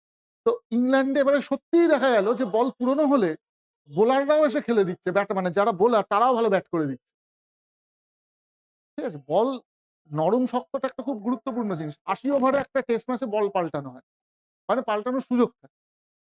৮০ ওভার পর্যন্ত কিন্তু একটা বল ভালো থাকে মোটামুটি টেস্ট ম্যাচে। মানে লাল বল। ওয়ানডে ৫০ ওভারের ইজিলি হয়ে যেত। কিন্তু সাদা বল তাড়াতাড়ি নষ্ট হয়। সাদা বল কিন্তু অতক্ষণ খেলা যায় না। এবার যেহেতু ওয়ানডে ৫০ ওভার ৩৫-৪০ ওভারের পর সাদা বল সফট হয়ে যাচ্ছে, মারা যাচ্ছে না। এখন তো সবাই রান দেখতে চায়। ওইজন্য দুটো বলে এখন খেলা হয়। ঠিক আছে? ২৫-২৫ ওভার করে পুরনো হয় বল। কাজেই ইজিলি বল একদম ৪৮-৪৯ ওভারেও দারুণ হিট করা যায়। এটা কিন্তু তখনকার দিনে খুব কঠিন কাজ ছিল। বলটা নরম হয়ে আসতো। তারপরে তো সিমটা যা হয় একটা বল পুরনো হলে সিম বলছি তার পালিশটা আস্তে, আস্তে চটে রিভার্স করত বল। ভালো স্পিন করত বল। এখন তো স্পিনারদের কাজটা কত কঠিন। ২৫ বছরের বেশি বল পুরনো হয় না। ২৫ বছর বলছি ২৫ ওভার। ঠিক আছে? অনেক রকম ব্যাপার আছে। তো এগুলো মাথায় রাখতে হবে না আমি একটা দুম করে বলে দিলাম। ঠিক আছে? আজকে শুধু বিরাট কোহলি কেন কত প্লেয়ারের ৫০ প্লাস এভারেজ বলো তো? তারা টেস্ট ম্যাচে কিছু করতে পারে না। কিচ্ছু নেই গিলকে দেখো। গিল তো ইংল্যান্ডে ভালো খেলে ৪০ এর উপর এভারেজ উঠলো। ৩৫, ৩৪, ৩৫ টেস্ট এভারেজ ছিল। এদিকে ওয়ানডে এভারেজ হচ্ছে ৬০ ছুঁই। ঠিক আছে? এই যে হার্দিক পান্ডিয়া টেস্ট ম্যাচ ছেড়েই দিল খেলা। দরকার কি আমার? টেস্ট ম্যাচ খেলার? সাদা বলে অনেক টাকা। আমার উল্কি করতে হবে, চুলের স্টাইল করতে হবে। ঠিক আছে? তো এইরকম হচ্ছে ব্যাপার। এখন তুমি যদি বলো যে হার্দিক পান্ডিয়া, কপিল দেব মাঝখানে বলা হতো। শুনেছো কিনা জানি না। ঠিক আছে? সেটাতে অবশ্য বিশেষজ্ঞদেরই একটা অংশ গালাগাল দিতে শুরু করলো। আরে ভাই দাঁড়া, ১০০ টা টেস্ট উইকেট নিক, ১০০০ টেস্ট ম্যাচে রান করে দেখা গেল যে ও বছর ২ ১ টেস্ট ম্যাচ খেলে বলল আমি আর নেই। ও অত ৫ দিনের ধকল আমি নিতে পারছি না। এতেই ও খেলতে পারে না অর্ধেক সময় চোটে আঘাতে ভোগে। মডেলের মতন চেহারা কিন্তু শরীরে কোনো ভেতরে কোনো জোশ নেই। বোঝা গেল? ৫ দিন ধরে খেলতে গেলে একটা কিন্তু মাথায় রাখবে। টাকার দরকার হয় শরীরে। এমনি, এমনি কিন্তু ব্যাপারটা হয় না। একটা আম্পায়ার সে ৯০ ওভার দাঁড়িয়ে কিন্তু ইয়ে করে, একটা ম্যাচ অফিশিয়েট করে সে কিন্তু ৯০ ওভার ইনটু ৫ দিন। ৫ দিন হয়তো এখন অনেক খেলা গড়ায় না কিন্তু যাই হোক। আম্পায়ারদের কাজটা কতটা কঠিন বুঝতে পারছো? এই যে দাঁড়িয়ে এই যে ধরো আমি দাঁড়িয়ে পড়াচ্ছি। সারাদিন ধরো তুমি ক্লাস নিলে বুঝতে পারবে। আম্পায়ার সারাদিন মাঠে দাঁড়িয়ে আম্পায়ারিং করছে। টি-২০ তে কি? আম্পায়াররাও এখন বলবে আমি টি-২০ তে আম্পায়ারিং করব। ২০ ওভার গল্প শেষ হয়ে যাবে। তো এইগুলো মাথায় রেখে একটা হিসেব নিকেশ করতে হয়। এটা সব ক্ষেত্রেই তাই। মাপটা হচ্ছে খুব গুরুত্বপূর্ণ একটা জিনিস। যেকোনো ক্ষেত্রে, জীবনের ক্ষেত্রে, যেকোনো সাবজেক্ট পড়ার ক্ষেত্রে মাপটা যদি ঠিকমতো না থাকে এবং এই বোঝাটা, এই আন্ডারস্ট্যান্ডিং টা যদি ঠিকমতো না থাকে তাহলেই গন্ডগোল হয়ে গেল। ঠিক আছে? অবশ্যই, অবশ্যই।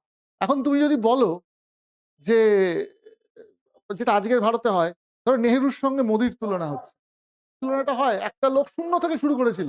২০০ বছরের পরাধীনতার পর শূন্য থেকে তাকে শুরু করতে হচ্ছে। ২০০ বছর ধরে লুট হয়েছে ভারতবর্ষ, ভারতীয় সম্পদ।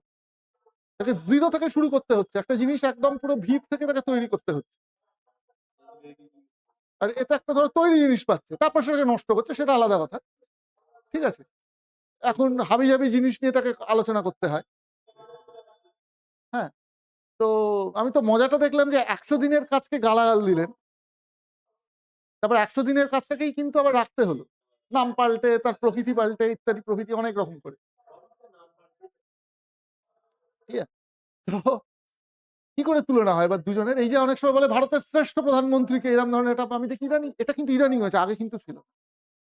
এটা কিন্তু শেষ আমি একদম পরিষ্কার বলছি এই টার্মে বিজেপি ক্ষমতায় আসার পর থেকে হলো ১৪ সালে। আমি কিন্তু কোনদিন এরকম আলোচনা শুনিনি যে শ্রেষ্ঠ প্রধানমন্ত্রীকে। ঠিক আছে? ক্রিকেটে এইরম ধরনের খেলাতে এইরম ধরনের তুলনা চলে যেটা কোনদিনই হয় না। কিন্তু অন্তত ইতিহাসে বা এই ধরনের রাজনীতিতে এই ধরনের তুলনা ছিল না তা নয়, কিন্তু একটু হলেও কম ছিল। এখন মোদিকে শ্রেষ্ঠ প্রধানমন্ত্রী বলার জন্য এই প্রশ্নটা তোলা হলো। যে শ্রেষ্ঠ প্রধানমন্ত্রী কে? মোদি শ্রেষ্ঠ প্রধানমন্ত্রী। প্রচুর লোক এইটা এখন বিশ্বাস করছে, বিশ্বাস করানো হয়েছে। কিন্তু আজকে নেহেরু কোন পরিস্থিতিতে দেশের দায়িত্ব নিয়েছিলেন? কিংবা ইন্দিরা গান্ধীকে কি সমস্যা ফেস করতে হয়েছিল? এইগুলো কি আজকের দিনে বসে আমরা আর বুঝতে পারছি? পারছি না। কিংবা ৯১ সালে যখন নরসিমা রাও ক্ষমতায় আসতেন তখন ভারতের পরিস্থিতি কি ছিল?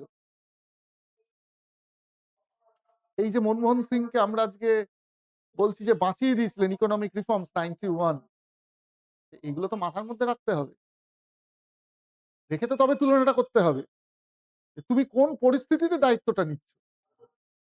তোমার বাবা শূন্য থেকে শুরু করে খুব কষ্ট করে অনেকটা সময় নিয়ে জীবনের হয়তো ৫০-৫৫ বছর বয়সে একটা দোতলা বাড়ি তৈরি করতে পেরেছে।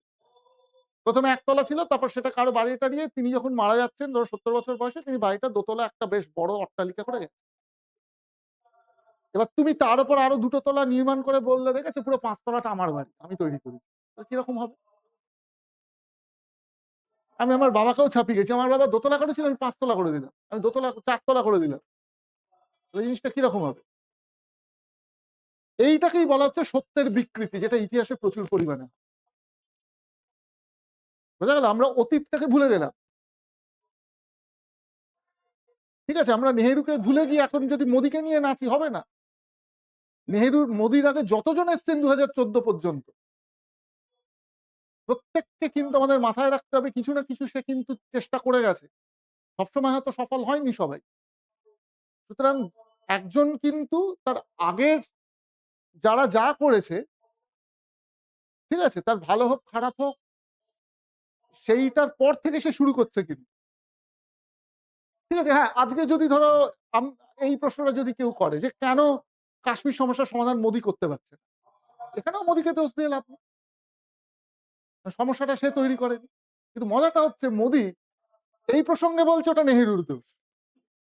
আমি কি করব? ওটা নেহেরুর দোষ। কিন্তু যেখানে কৃতিত্ব নেয় সেটা বলবে ওটা তো আমি করেছি। আমার অতীতে আর কেউ ছিল না। আমিই তো করলাম এটা। এইখানে হচ্ছে সমস্যা। তাহলে আমার পূর্বসূরীরা যেটা ভালো করে গেছে সেটাকে আমি ইনহেরিট করছি। সেখানে আমায় যেমন কৃতিত্ব দিতে হবে যে এই লোকটা আমার আগে এই কাজগুলো করে গেছে বলে আমি আরো ভালো করে সেটাকে এগোতে পারলাম। এই কৃতিত্বটা আমার পূর্বপুরুষকে দিতে হবে। ঠিক সেরকম আমার আগে যারা ব্লান্ডার করে গেছে সেই ব্লান্ডারটাও আমাকে যদি বইতে হয়, সেটা তো আমি অটোমেটিক বলব যে ব্লান্ডারটা তো ও করে গেছে। আমায় তার ঝেল টানতে হচ্ছে। আমাকে সেটা ঝেলতে হচ্ছে। জেরটা আমাকে টানতে হচ্ছে।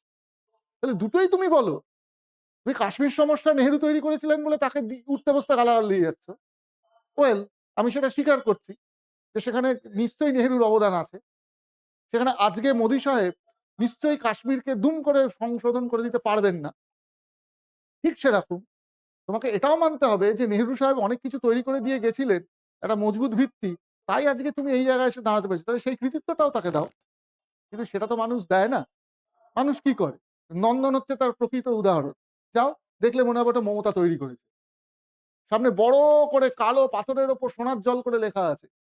মমতা বন্দ্যোপাধ্যায় এটিকে সারিয়ে সুরিয়ে তুলে আবার উদ্বোধন করলেন। মানে এটাকে ভালো বাংলায় লেখা আছে। আর তার অরিজিনাল যেটা ফলক, যেটা বাম আমলে ৮০ র দশকে তৈরি হয়েছিল, জ্যোতি বসু তখন মুখ্যমন্ত্রী। তার যে তখন শ্বেত পাথরের উপর কালোতে লেখা হতো, সেইটা দেখবে ঢেকে দিয়ে তার সামনে নানান হোর্ডিং-ফোর্ডিং, ফ্লেক্স-টেক্স সাজিয়ে রেখে দিয়েছে। তুমি বুঝতেই পারবে না যে আসল নন্দনের যে প্রতিষ্ঠা লিপি, প্রতিষ্ঠা ফলক সেটা কোথায়? এমনভাবে তার সামনে বিভিন্ন কিছু বিজ্ঞাপিত করা হয়। বিভিন্ন ফ্লেক্স দিয়ে হোর্ডিং দিয়ে এমনভাবে সেটাকে ঢেকে রাখা হয়েছে তুমি খুঁজেই পাবে না। ৮০ দশকে সেটা কে উদ্বোধন করেছিলেন, কার আমলে হয়েছিল, এই যে পুরো প্রতিষ্ঠা ফলকটা সেটা নেই। আর যেটা বড় করে আলো-টালো দিয়ে সাজিয়ে রাখা হয়েছে সেটা মমতা আজ থেকে বছর ১০-১২ আগে সেটাকে সারিয়ে সুরিয়ে একটু ভালো করে সেটাকে ওই আরকি কি বলবো পুনরুদ্বোধন তো আর বলা যায় না। রিনোভেটই করেছিলেন বলতে হবে। সেটাকে এমনভাবে রেখা আছে তোমার মনে হবে আরে সাবাস নন্দন মমতা করেছিল। মানে তুমি হয়তো ভাববে না যে একদম তো রুট যার ধরো ১৮ বছর বয়স। সে ভাবতে পারে। ঠিক আছে? তো এই হচ্ছে মোটামুটি ব্যাপারটা। আচ্ছা চলো আমি আবার পড়ানোতে ফিরি। দাঁড়াও ১ মিনিট একটা ফোন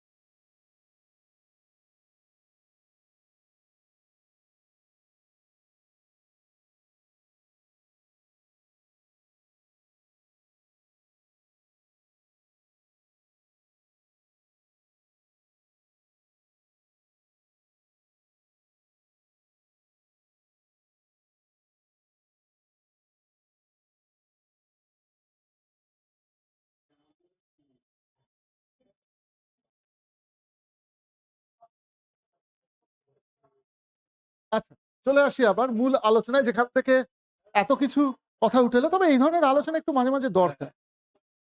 ঠিক আছে? কি জানো তো মানে আমরা মানে ফিরে দেখা না মানে এটা হচ্ছে একটা মানে দৃষ্টিভঙ্গির প্রশ্ন। retrospection মানে শুধু কিছু তথ্য পড়লাম, গুজে দিলাম সে তো বই থেকেই পেয়ে যাবে। ঠিক আছে? মানে দৃষ্টিভঙ্গিটাকে মানে একটুখানি প্রসারিত করা বা একটা জিনিসকে যে অনেক রকমভাবে দেখা যায়, এইটা কিন্তু খুব একটা মানে গুরুত্বপূর্ণ বিষয়। এবং আমরা যে ধরনের আলোচনা করি আমি ধরো খেলা দিয়ে বললাম এখন রাজনীতিতে এলাম। এই যে তুলনা জিনিসটা এটা কিন্তু আমরা হামেশাই দেখতে পাই। এই যে ধরো মধ্যযুগে ঢুকলেই দেখতে পাবে ফিরোজ শাহ তুগলককে বলা হচ্ছে মধ্যযুগের আকবর। সমুদ্রগুপ্ত অলরেডি পড়ে দিয়েছি তাকে বলা হচ্ছে ভারতের নেপোলিয়ন। এই যে তুলনাগুলো, এই তুলনাগুলো যে কতটা কি বলবো ফার্স, প্রহসন এটা কিন্তু একটু মানে খতিয়ে দেখলেই বোঝা যায় যে দুজনের পরিস্থিতি, পরিবেশ কতটা আলাদা থাকে। কি করে তুলনাটা হয়? তুলনাটাও তো একটা সমগোত্রের হতে পারে। মানে ধরো তুমি একটা শেষ ১০ বছরকে নিয়ে তুমি বলতে পারো যে আজকের আ ক্রিকেট এরিনাতে বিরাট কোহলি সেরা ওয়ানডে ক্রিকেটার। সেটা বললে ঠিক আছে সেটা একটা ফেয়ার কম্প্যারিজন। যে বাকিরাও তো একই সিচুয়েশন এ একই নিয়মে একই মাঠের আয়তনে খেলছে। তো সেখানে তুমি বলতে পারো যে আ শেষ ১০-১৫ বছরে আমি যদি একটা হিসেব ধরি, ২০১০ থেকে আমি যদি একটা হিসেব ধরি, শেষ ১৫ বছরে, এই ১৫ বছরে তো আর তো কেউ ৫৩ টা সেঞ্চুরি করতে পারেনি। কারোর তো ৫৮ এভারেজ অবশ্য আশেপাশে এখন অনেকের আছে। কিন্তু ৫৩ টা সেঞ্চুরি অর্থাৎ ধারাবাহিকভাবে এতটা ভালো খেলে যাওয়া ১৫ বছর ধরে। এতগুলো রান করে যাওয়া ধারাবাহিকতাটাও তো একটা প্রশ্ন। মানে বিরাট কোহলির একটা সময় টেস্ট এভারেজে তো ৫৪ ছিল। সে তো ৪৬ এ শেষ করল। আজকে গিলের ধরো ৫৬-৫৭ ওয়ানডে এভারেজ। সে ক্যারিয়ার শেষ করতে তো ৪৬ ও শেষ করতে পারে। শেষটা তুমি কোথায় করছো? এটা হচ্ছে খুব ইম্পোর্টেন্ট একটা জিনিস। ঠিক আছে? তো আমি ধরে নিচ্ছি ধরো গিল ওয়ানডেতেও ধরো একটা ওইরকমই কাছাকাছি হয়তো শেষ করলো। তাহলে সে বিরাট কোহলির কাছাকাছি থাকতে পারে। কিন্তু এই মুহূর্তে বিরাট মানে গিল তো অনেক পরের ক্রিকেটার। তার তো এখন সবে ২৭-২৮ বছর বয়স। আরো খেলবে ১০ বছর। কিন্তু ধরো যারা বিরাট কোহলি মানে ওই সময়ের ক্রিকেটার, তারা তো কেউ ৫৩ টা সেঞ্চুরি করতে পারেনি বা এত হাজার রান করতে পারেনি বা এতদিন ধরে এইরকম ফর্মে তো খেলতে পারেনি। সুতরাং শেষ ১৫ বছরে বিরাট কোহলি সেরা ওয়ানডে ক্রিকেটার এটা হয়তো বলা যেতে পারে। কিন্তু সেই বোধহয় ৭১ না ৭২ সালে ১ম ওয়ানডে ম্যাচ হয়েছিল। সেখান থেকে আজ ৫০ বছর পেরিয়ে গেছে ধরো। ৫০ বছরের ওয়ানডে ইতিহাসে তিনি সেরা। এটা আমি কি করে বলব ভাই? বলা যাচ্ছে না। সিচুয়েশন আলাদা হয়ে গেছে, নিয়ম আলাদা হয়ে গেছে, মাঠের আয়তন আলাদা হয়ে গেছে, বল আলাদা হয়ে গেছে। সাদা বল লাল বলের গল্প হয়ে গেছে। বলছি তো জানবে কি করে? এই কারণেই তো একজন শিক্ষকের দরকার হয় যে এই জিনিসটাকে ব্যাখ্যা করবে। ইতিহাস হচ্ছে ঠিক সেই রকম জিনিস।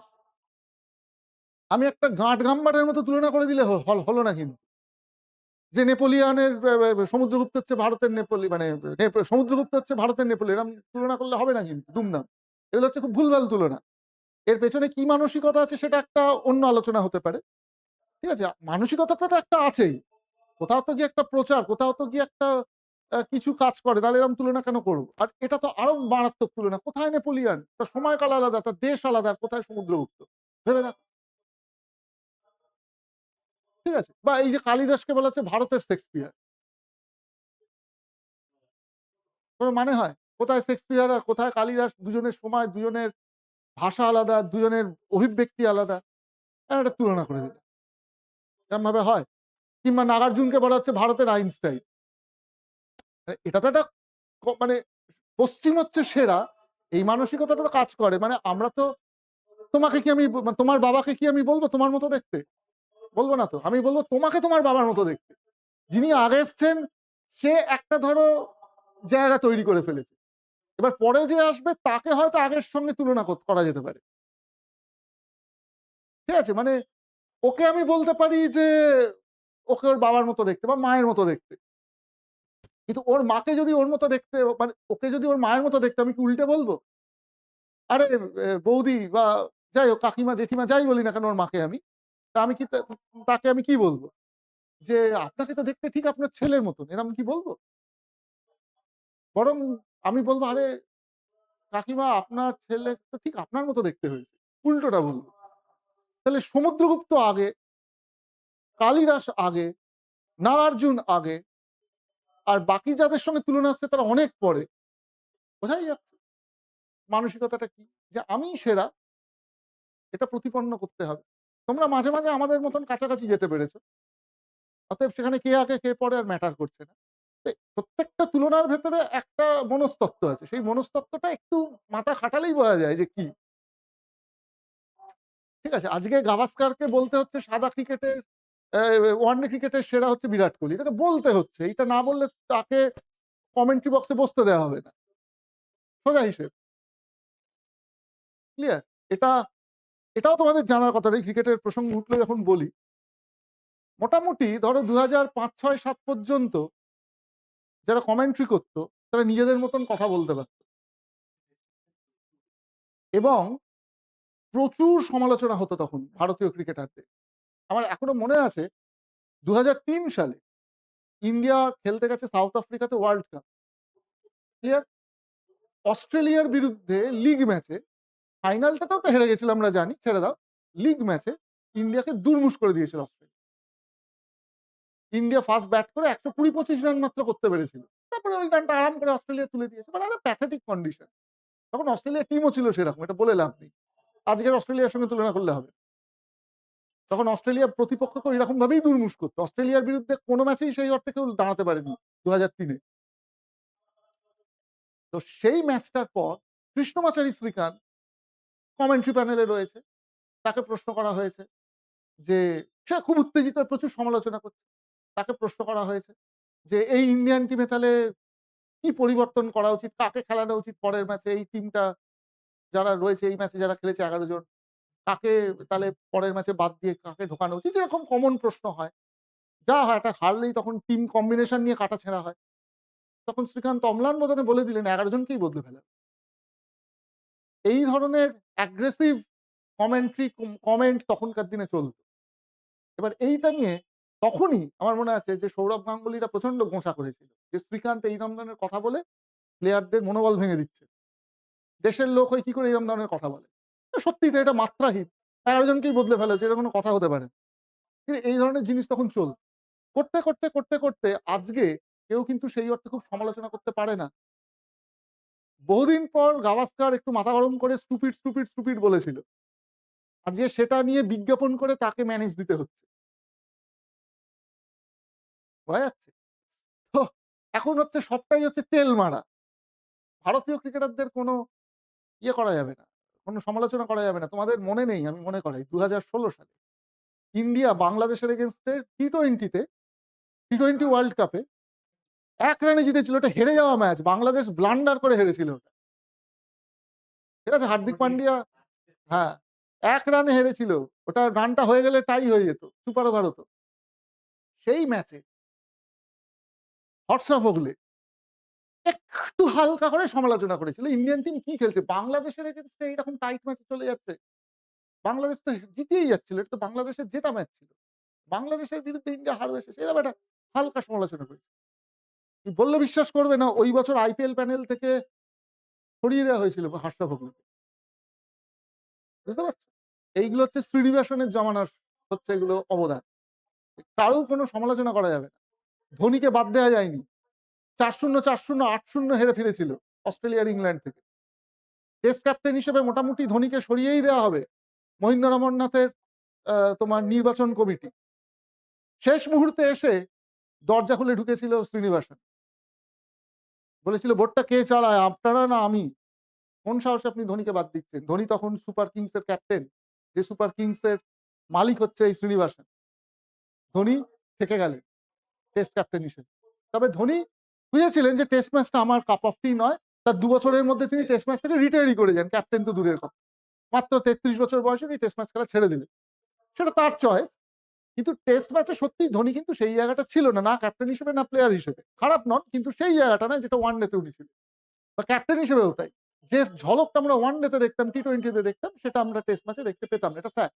সেটা তিনি নিজে বুঝে সরে গেছিলেন। এটা একজন যে গ্রেট, তার জানবে এইটা তার থাকে। সে কিন্তু জানে যে কখন সরে যেতেন। তো ধোনি গ্রেট তো বটেই, তিনি সরে গেলেন। কিন্তু এই ছিল ক্রিকেটের হাল আমাদের। সমালোচনা বা আ যথার্থ সমালোচনা, আমি ঐরকম এলোমেলো কথা বলছি না, ১১ জনকেই বাদ দিয়ে দাও, এরকম এলোমেলো কথা না। তো ঠিকঠাক সমালোচনাটাও এখন হয় না। সেটাও কিন্তু ঠিকমতো কেউ করতে পারে না। মানে খুব ইনিয়ে-বিনিয়ে, কুতিয়ে একটু আধটু করতে হয়। মানে একদম হেরে গেছে তখন তো আর বলা যায় না ভালো। তখন হয়তো একটু না এটা করা উচিত ছিল, ওইখানে ওই পরিবর্তন করা উচিত, তখন বলতে হয় এটা বাধ্য হয়ে। আর যখন দেখবে জেতে, তখন দেখবে যে কি পরিমাণ যে মাখন লাগানো হয়। তখন মনে হবে একেকজন যেন সব জন ব্র্যাডম্যান ভারতবর্ষে নেমে এসেছে। মানে এইরকম ভাবে পুরো জিনিসটাকে প্রচার করে। কিন্তু এটা কিছু করার নেই। এটা একটা যুগের চাহিদা মেনে তাদের করতে হচ্ছে। ঠিক আছে? এবং খুব মেপে ওইজন্য কমেন্টেটরদের নেয়া হয়। সেইজন্যে মাথায় রাখতে হবে যে সঠিক সমালোচনা হওয়াটা কিন্তু সব ক্ষেত্রে জরুরি। ইতিহাসের ক্ষেত্রেও অনেক সময় এই ধরনের জিনিস হয় কিন্তু।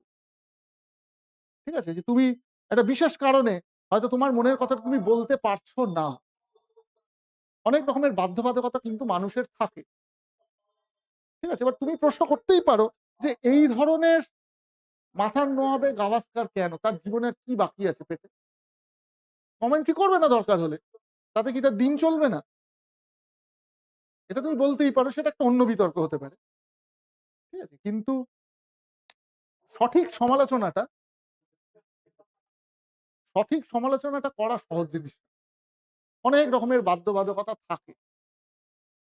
এটা আমাদের মানতেই হবে। ক্লিয়ার? এনিওয়ে, আমি আবার মূল অংশে ফিরি, যেখান থেকে সরে গেছিলাম। সেটা হচ্ছে সিকান্দার শাহ। ঠিক আছে? সিকান্দার শাহ নিঃসন্দেহে এই বংশের শ্রেষ্ঠ সুলতানদের একজন। ৩০ বছর তিনি রাজত্ব করেছেন এবং দেখো তিনি আলেকজান্ডার শাহ নামেও পরিচিত ছিলেন এবং তিনি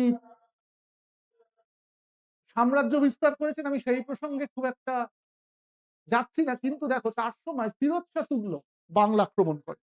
এটা খুব ইম্পর্টেন্ট একটা ঘটনা। দেখতে পাচ্ছি, the most significant event of his reign was the second invasion of Bengal by the Delhi Sultan Firoz Shah Tughlaq in 1359 1359 সালে, তখন বুঝতেই পারছো ফিরোজ শাহ তুগলকের আমল। ফিরোজ শাহ তুগলক কিন্তু দীর্ঘদিন রাজত্ব করেছিলেন।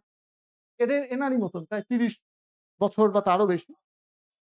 তিনি বাংলা আক্রমণ করছেন এবং the Tughlaqs declared Zafar Khan first, Persian noble and son-in-law of Farukuddin Mubarak Shah as the legitimate ruler of Bengal, অর্থাৎ সিকান্দার শাহ নন, এই জাফর খানকে পাপেট রুলার হিসেবে ফিরোজ শাহ তুগলক বাংলায় দায়িত্ব দেওয়ার চেষ্টা করছিল।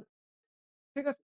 Eventually Sikandar Shah and Firoz Shah reached a peace treaty. শেষ পর্যন্ত কিন্তু একটা সমঝোতায় আমরা জানি যে যেতে হয়েছিল। এটা কাটতে হবে না। হ্যাঁ, সমঝোতায় যেতে হয়েছিল। আমি একটু তুলি দেখো জায়গাটা। সেটাই এখানে দেখানো রয়েছে।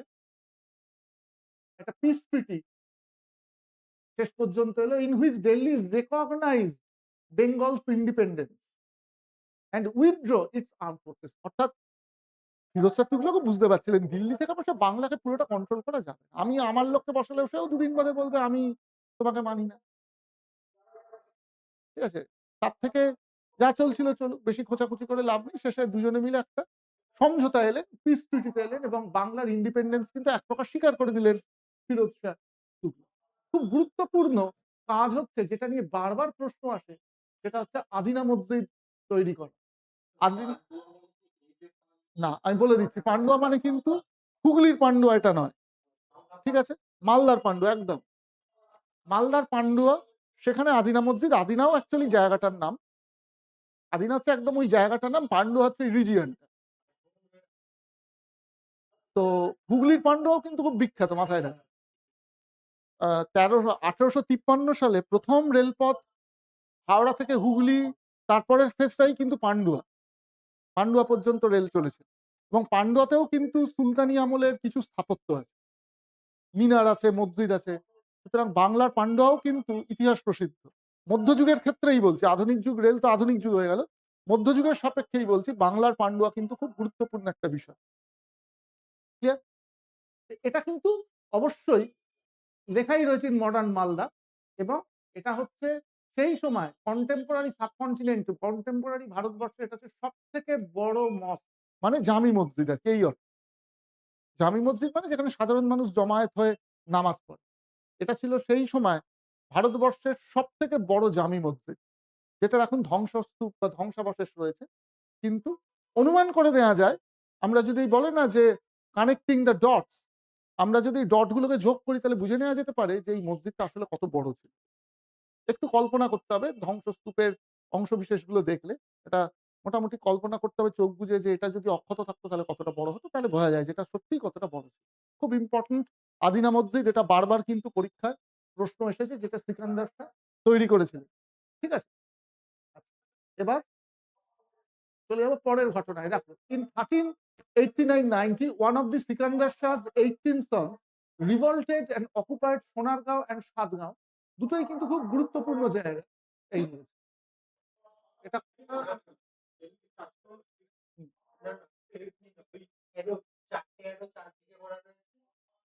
এইটা হ্যাঁ। আচ্ছা, আচ্ছা, আচ্ছা, আচ্ছা, হ্যাঁ। এইটা তো?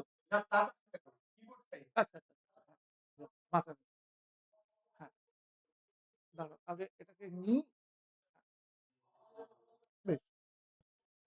In 1389 and 90, one of the Sikandar Shah's 18 sons revolted and occupied Sonargaon and Satgaon. Sonargaon এখন ঢাকার কাছে, মানে বাংলাদেশে। আর সাতগাঁও মানে হচ্ছে সপ্তগ্রাম, হুগলিতে। ঠিক আছে?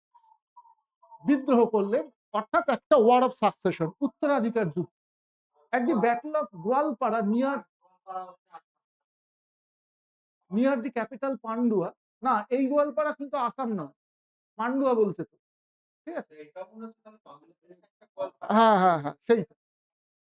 Sikandar Shah was killed by the forces led by his son, who assumed the throne of Bengal as Giasuddin Azam Shah. তাহলে বাবা ছেলের হাতে খুন হয়ে সিংহাসনে বসেছেন। এটা কিন্তু আমরা দেখেছি আগেও, অজাতশত্রু বিম্বিসারকে খুন করে ক্ষমতা এসেছিলেন। ক্লিয়ার? আওরঙ্গজেব সেই হিসেবে ভালো, বাবাকে খুনটা করেননি, বন্দী করে দিয়েছিলেন, ভাইদের খুন করেছিলেন। আমরা জানি। এখানে দেখো এই গিয়াসউদ্দিন আজম শাহ তিনি কি করলেন? না নিজের বাবাকে মেরে দিলেন। ক্ষমতা এমন একটা জিনিস সেখানে কোনো রক্তের সম্পর্ক চলে না। আর আদিনা মসজিদে তার সমাধি আছে। সিকান্দার শাহের সমাধি। ওকে? এবার আজম শাহ দেখো বাংলার ১ম সুলতান যিনি চায়নাতে চীনে দৌত্য বা দূত প্রেরণ করেছিলেন। ঠিক আছে? Sent several missions to China. এটা পরীক্ষার জন্য গুরুত্বপূর্ণ হতে পারে। আর খুব গুরুত্বপূর্ণ পরের পয়েন্টটা দেখো। খুব গুরুত্বপূর্ণ পরের পয়েন্টটা সেটা হচ্ছে Hindus war appointed as high ranking state officials during the reign of both Sikandar and Azam Shah. নিতেই হবে হিন্দুদের, তারা তো এখানে যথেষ্ট পরিমাণে রয়েছে এবং হিন্দুদের একটা অংশ যথেষ্ট শিক্ষিত। হিন্দুদের তো আমরা দেখেছি মুঘলরাও যথেষ্ট পরিমাণে অ্যাপয়েন্ট করেছিল তাদের শাসন ব্যবস্থা। এবং এইখানে আমরা একজনের নাম পাচ্ছি যার নাম রাজা গণেশ। তিনি ছিলেন এই আজম শাহের একজন অমাত্য, একজন আধিকারিক, একজন অফিসিয়াল এবং taking advantage of the political confusion and weakness of Ilyas Shahi rulers after the death of Azam Shah. আজম শাহের মৃত্যুর পর আবার যে একটা গোলযোগ বেঁধে গেল সিংহাসন নিয়ে বা সেই পরিস্থিতিটাকে কাজে লাগিয়ে রাজা গণেশ কি করলেন? সিংহাসনে বসে পড়লেন ১৪১৫-১৬ সালে। প্রশ্ন আসে বাংলার মধ্যযুগের একমাত্র হিন্দু সুলতানকে? তাহলে উত্তরটা হচ্ছে গণেশ। ক্লিয়ার? রাজা গণেশ হচ্ছে একমাত্র হিন্দু সুলতান, যদিও পরে তিনি কনভার্ট করে যাবেন। দেখো এখানে সেটাই লেখা রয়েছে যে he was originally the জমিনদার of Bhaturia of Rajshahi region in Bangladesh, modern Bangladesh এবং ধনুজবর্ধন দেব নামে তিনি পরিচিত ছিলেন। একদম। ঠিক আছে? এবার আসি পরের অংশে। হুম। Ibrahim Sharqi, the ruler of Jaunpur, জৌনপুরের সার্কি সুলতানি, সেই ইব্রাহিম সার্কি। তিনি রাজা গণেশের সময় বাংলা আক্রমণ করছেন। এটা একটা গুরুত্বপূর্ণ ঘটনা। The motive and intention of this invasion is not clear to us. However, Jodu, গণেশের ছেলে Jadu, converted into Islam and came to known as Jalaluddin Mohammad Shah. He became next sultan of Bengal. অর্থাৎ গণেশ একমাত্র হিন্দু। তারপর যদুও হচ্ছেন কিন্তু যদু মুসলিম হয়ে গেছিলেন। তাই তাকে আর আমরা হিন্দু সুলতান হিসেবে ধরব না। তিনি হলেন যদু হয়ে গেলেন জালালউদ্দিন। জালালউদ্দিন মোহাম্মদ এবং হ্যাঁ, হিন্দু থেকে মুসলিম এবং দেখো এখানে বলাই হয়েছে his conversion to Islam is another issue of long historical debate. ঠিক আছে? একলাকি মজেলিয়াম, একলাকি এটাও কিন্তু ওই মালদায় গৌড়ে গেলে কিন্তু দেখা যায়। একলাকি মানে বলা হচ্ছে নাকি ১,০০,০০০ টাকায় নির্মিত হয়েছে। যাই হোক, mausoleum located southwest of Adina Mosque was probably constructed in the last year of his reign. He was succeeded by Shamsuddin Ahmad Shah and he was killed by his nobles 1435-36. তাহলে দেখো এইরকম অনেকেই আছেন। এখানগুলো একটু গোলমেলের ব্যাপার। কে আসছে, কে যাচ্ছে। এত হয়তো মনে রাখার দরকার নেই। এখান থেকে প্রশ্ন যেটা আসে আমি স্ট্রেইট বলে দিচ্ছি। সেটা হচ্ছে রাজা গণেশ বাংলার মধ্যযুগের একমাত্র হিন্দু সুলতান। ঠিক আছে? একলাখি মসজিদ অবশ্য প্রশ্ন আসতে পারে। এখান থেকে বড়জোর রাজা গণেশের পাশাপাশি একলাখিটাও একটুখানি করে নেবে। ঠিক আছে? আচ্ছা। After his death Ilyas Shahi dynasty was restored by Mahmud. অর্থাৎ এরা তো ইলিয়াস শাহী বংশ থেকে বেরিয়ে গেলে তো রাজা গণেশের বংশধরটা চলে এসেছিল। আবার ইলিয়াস শাহীর বংশধররা ফিরে এলেন এই মাহমুদ শাহের মৃত্যুর পর। ঠিক আছে? ভুল বলছি, মাহমুদ শাহ এটাকে রেস্টোর করছে। আহমদ শাহের মৃত্যুর পর মাহমুদ শাহ ইলতুৎমিশ আ ইলতুৎমিশ বলছি, সরি। ইলিয়াস শাহীর যে লাইনটা সেটাকে রেস্টোর করছে। ঠিক আছে?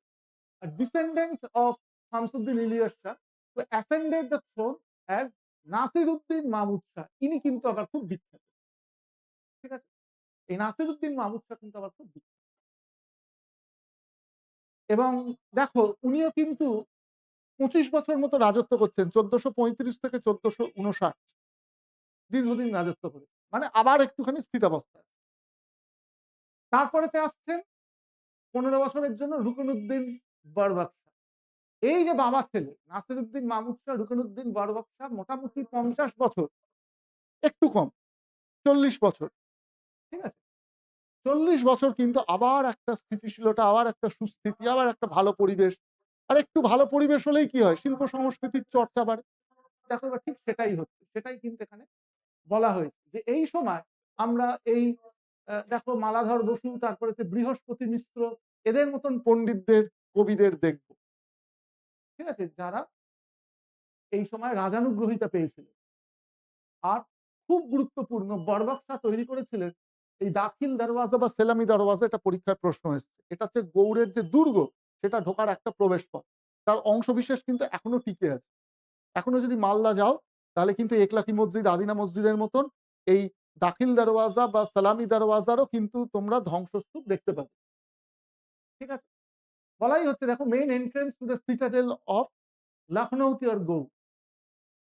আর এই বংশের শেষ সুলতান হচ্ছে, এটা পরীক্ষায় আসে, শেষ সুলতান যেহেতু Jalaluddin Fateh Shah was killed by Habshi commander. আবার গন্ডগোল, রাজা দুর্বল। দেখো তার যে প্যালেস গার্ড রক্ষক ভক্ষক হয়ে গেছে। প্যালেস গার্ড একজন হাফসি কমান্ডার, সৈনিক, সেনাপতি, তাকে খুন করছে এবং তিনি গিয়াসউদ্দিন বরবক্স শাহ নামে সিংহাসনে বসে পড়লেন। তাহলে এইভাবেই ইলিয়াস শাহী বংশের কিন্তু পরিসমাপ্তি ঘটলো এবং মাত্র বছর ৫-৬ ভেতর আমরা দেখব যে ৪ জন হাফসি রুলার শাসন করেছেন ৬ বছরের মধ্যে, ৮৭ থেকে ৯৩। ৬-৭ বছরের মধ্যে ৪ জন। মানে বুঝতেই পারছো আবার একটা ডামাডোল চলছে। রাজা সরে গেছে, তার বডিগার্ড, মানে প্যালেস গার্ড, সে চলে এসছে। তারপর তার বংশধররা এসে মারামারি কাটাকাটি করছে। এইরকম একটা জায়গা থেকে অবশেষে আমরা দেখব যে হুসেন শাহীরা দায়িত্ব গ্রহণ করছেন। ইলিয়াস শাহীদের দিন শেষ হয়ে গেছিল ৮৭ সালেই, ৬ বছরের গোলযোগের পর। ১৪৯৩ সালে, অর্থাৎ at the end of 15th century, Ilyas শাহের পর হুসেন শাহীরা ক্ষমতায় এলেন এবং হুসেন শাহীদের মধ্যে আমাদের এই প্রথম জনকেই সবথেকে বেশি পড়তে হবে, প্রতিষ্ঠাতা এবং শ্রেষ্ঠ শাসক, যার নাম আলাউদ্দিন হুসেন শাহ। দেখো ইনিও কিন্তু ১৯ বছর আর ওদিকে ৭ বছর, মানে ২৫ বছরের উপর রাজত্ব। একজন দীর্ঘদিন রাজত্ব করছে মানে কিন্তু একটা স্থিতিশীলতা রয়েছে, গন্ডগোল খুব একটা নেই, শান্তি আছে মোটামুটি ভাবে। এক্ষেত্রেও তাই হচ্ছে। এবং আলাউদ্দিন হুসেন শাহ বরবক্সা, ওই তো বরবক্সা, দেখি বলে দিলাম, তো পেয়ে যাবে। পেয়ে যাওনি? এটা তো আমি পাঠিয়ে দিয়েছি অনেকদিন, লেখা আছে, এটা লেখা রয়েছে, দেখো না দেখিয়ে দিচ্ছে। এই যে বরবক্সা, তিনি করছেন দাখিল দরওয়াজা। এবার আলাউদ্দিন হুসেন সাহেব ফাউন্ডার, অবভিয়াসলি কোনো সন্দেহ নেই, কনসিডার্ড অ্যাজ দি গ্রেটেস্ট। শুধু এইটা নয়, বলা হচ্ছে পুরো মধ্যযুগের বাংলার সুলতানদের মধ্যে ইনি হচ্ছেন শ্রেষ্ঠ। ঠিক আছে? Considered as the greatest of all the sultans of Bengal for bringing a cultural renaissance during his rain.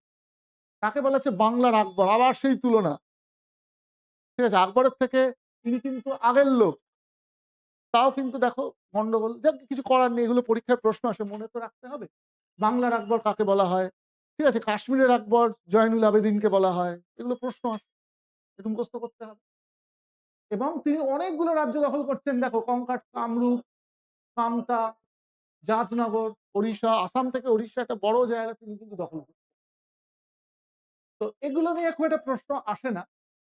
প্রশ্ন যেটা নিয়ে আসে সেটা হচ্ছে এই রাজনৈতিক ইতিহাসটা নিয়ে তত বেশি প্রশ্ন আসে না, যদিও এরপর আমরা দেখব এই যে নাসিরউদ্দিন নাসরাত শাহ, তিনি এই সময় খুব গুরুত্বপূর্ণ হয়ে উঠছেন, অর্থাৎ ১৫১৯ সালের পর বাবর এই সময় আসবেন আস্তে আস্তে ভারতে এবং আফগান নেতাদের তিনি আশ্রয় দিয়েছিলেন। তারপর যুদ্ধ হবে, বাবরের সঙ্গে হেরে যাবেন। আফগানরা মিলে এই নাসরাত শাহের সঙ্গে মিলে যে যুদ্ধ হবে তাতে কিন্তু শেষ পর্যন্ত আহ, গন্ডগোল হবে, হেরে যাবে এরা। যদিও শেষ পর্যন্ত নাসরাত শাহ বাবরের সঙ্গে একটা ট্রিটি তৈরি করে দিয়েছিলেন।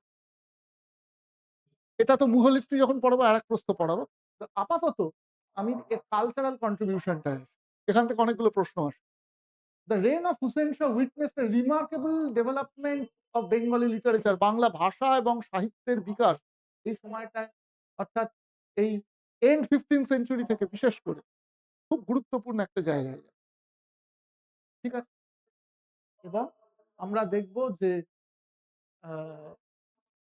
চট্টগ্রামের গভর্নর শাসক পরাগাল খান, ঠিক আছে, under the patronage of Paragal Khan, Hussain Shah is governor of Chattogram. ঠিক আছে, পরাগাল খান হচ্ছে, হ্যাঁ চট্টগ্রাম, চিটাগং, চিটাগং চট্টগ্রাম একই তো। চট্টগ্রামের যিনি শাসক তিনি হচ্ছেন পরাগাল খান, মানে হুসেন শাহের নেতৃত্বে পরাগাল খান তিনি কি করছেন, তার পৃষ্ঠপোষকতায় কবীন্দ্র পরমেশ্বর লিখছেন পাণ্ডব বিজয়। পরীক্ষায় প্রশ্ন আসে কবীন্দ্র পরমেশ্বর, তাহলে কবীন্দ্র পরমেশ্বর হচ্ছে হুসেন শাহের আমলের লোক। চট্টগ্রামে তিনি পৃষ্ঠপোষকতা পাচ্ছেন চট্টগ্রামের শাসক এই পরাগাল খানের, এবং তিনি লিখছেন পাণ্ডব বিজয়, যেটা মহাভারতের বাংলা অ্যাডাপ্টেশন। ঠিক আছে, নামেই বোঝা যাচ্ছে Pandava. Similarly under the patronage of Paragal son Chhuti Khan, পরাগালের ছেলে ছুটি খান, তার পৃষ্ঠপোষকতায় আমরা দেখব যে শ্রীকর নন্দী তিনি লিখছেন বাংলা মহাভারতের আরেকটা অ্যাডাপ্টেশন। এটাও পরীক্ষায় প্রশ্ন আসতে পারে, খুব গুরুত্বপূর্ণ। আবার দেখো না, official of Hussain Shah Jashraj Khan wrote a number of বৈষ্ণব পদাবলী, নাম্বার অফ বৈষ্ণব পদ, অনেক বৈষ্ণব পদ লিখছেন এই যশরাজ খান।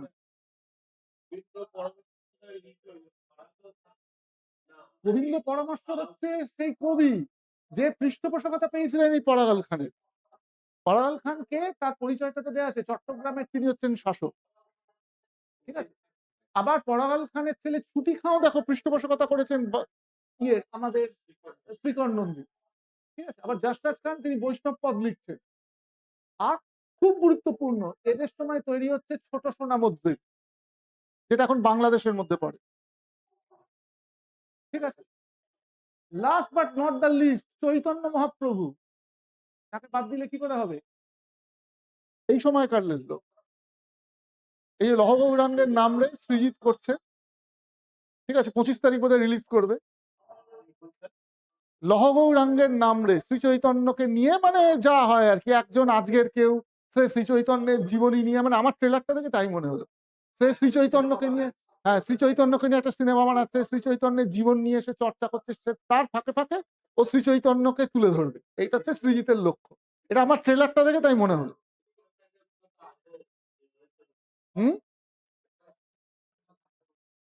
এক্সারসাইজটা আমি বলছি না, আগে তুমি এইটা দেখো, এক্সারসাইজটা দেখে কি হবে, আগে তুমি শ্রী চৈতন্যের দিকে তাকাও। ও একটুখানি অন্য লেভেলে গিয়ে ভাবছে কিনা, সে ঠিক আছে, এক্সারসাইজটা দেখা যাচ্ছে, সেটা ছেড়ে দাও। শ্রী চৈতন্যের কথা আমি আবার ডিটেলসে পড়াবো যখন ভক্তিবাদ পড়াবো, কিন্তু এখানে এইটুকু অন্তত আমাদের মাথায় রাখতে হবে যে শ্রী চৈতন্য কিন্তু এই সময়কার লোক। এটা কিন্তু প্রশ্ন আসে, তিনি কোন সময়কার লোক, তাহলে হুসেন শাহ হলো। গৌড়ীয় বৈষ্ণববাদ বাংলায় তিনি প্রচার করছেন, গৌড়ীয় বৈষ্ণববাদ তিনি বাংলায় প্রচার করছেন। এবং খুব গুরুত্বপূর্ণ, to high level Hindu officers in Hussain Shah's administration, his private secretary Dabir Ikhas, Rup Goswami and his inmate minister Sanatan Goswami, এরা চৈতন্য মহাপ্রভুর শিষ্য ছিলেন। আমরা জানি রূপ সনাতন চৈতন্যের শিষ্য ছিলেন, তারা কিন্তু আসলে সরকারি আধিকারিক। ডিটেলস পরে পড়াবো। চৈতন্য খুব ইন্টারেস্টিং, এবং একই সঙ্গে খুব একটা তার মৃত্যু ঘিরে একটা বিতর্ক আছে। আমি জানি না সেটা সিনেমা কিভাবে দেখাবে। তিনি সমুদ্রে বিলীন হয়ে গেলে, নীলাচলে মহাপ্রভু গিয়ে সমুদ্রে বিলীন হলে একরকম দেখালে তো বিতর্ক হবে। মানে যদি বলে যে উড়িষ্যার পান্ডারা ওকে মেরে সমুদ্রে ভাসিয়ে দিয়েছিল, উড়িষ্যা এমনিতেই বাঙালিদের ঠেঙাচ্ছে, আরো বেশি ঠেঙিয়ে এবার বের করে দিই, সেটা তার বলতে পারবে না, কিন্তু এটাই বাস্তব। সমুদ্রে তো কেউ বিলীন হয়ে যায় না রে ভাই। ঠিক আছে, ওইটা মানে তিনি ঈশ্বর, ঈশ্বরের সমতুল্য, ঈশ্বরের দূত, তাই তিনি বিলীন হয়ে গেছেন, এইসব ভক্তরা বিশ্বাস করতে পারে, ইতিহাস তো আর সেইটা বিশ্বাস করবে না। এ তো কাল্পনিক চরিত্র নয়, এ তো রক্ত মাংসের মানুষ। ইতিহাস তো আর বিশ্বাস দিয়ে চলে না, সেখানে তথ্য প্রমাণ দরকার হয়। তাহলে মৃত্যুটা হলো কি করে? কোনো পরিষ্কার তথ্য নেই, কিন্তু এটা অনুমান যে বিলীন বলতে এটাই বোঝানো হয়েছে। উনি একটা উদার বৈষ্ণব মতবাদ, গৌড়ীয় বৈষ্ণব যেটাকে বলা হচ্ছে, সেখানে প্রচার করতে গেছিলেন। আর উড়িষ্যার পান্ডারা কতটা গোঁড়া তোমরা নিশ্চয়ই দেখেছো। উড়িষ্যার মন্দিরে তো এখনো মুসলিমদের ঢুকতে দেয় না। ভারতবর্ষে তো এত মন্দির আছে, এরকম কটা মন্দির আছে যেখানে মুসলিমদের ঢুকতে দেওয়া হয় না? এরকম আছে কোথাও দক্ষিণেশ্বরের মন্দির তুমি দেখতে পাবে লেখা আছে যে মুসলিমরা ঢোকা যাবে না? সবাই ঢুকতে পারে। একটা দুটো আছে বলছি তো। তার মধ্যে পুরীর মন্দির একটা, যেখানে মুসলিমদের ঢুকতে দেয় না। মুসলিম কেন, মানে অহিন্দুদের ঢুকতে দেয় না, মুসলিম খ্রিস্টান যাই হোক না কেন। পুরীর জগন্নাথ মন্দির, ঠিক আছে? ইন্দিরা গান্ধীকে ঢুকতে দেয়নি। ইন্দিরা গান্ধী যেহেতু পার্সিকে বিয়ে করেছিল, ইন্দিরা গান্ধী তো পার্সিকে বিয়ে করেছিল। ফিরোজ গান্ধী তো পার্সি। এখন আবার ফিরোজ গান্ধীকে মুসলিম বলে চালানোর চেষ্টা করা হয়। এটা একটা অদ্ভুত বিষয়। কাশ্মীরি ব্রাহ্মণ অবশ্যই। নেহেরু তো কাশ্মীরি ব্রাহ্মণ রে বাবা, জন্মসূত্রে। জন্মসূত্রে, কিন্তু বিয়ের পর বিয়ে করেছিলেন, অতএব তাকে ঢুকতে দেওয়া হলো না। না, গান্ধী পার্সি নয়, গান্ধী হিন্দু। গান্ধীটা উপাধি।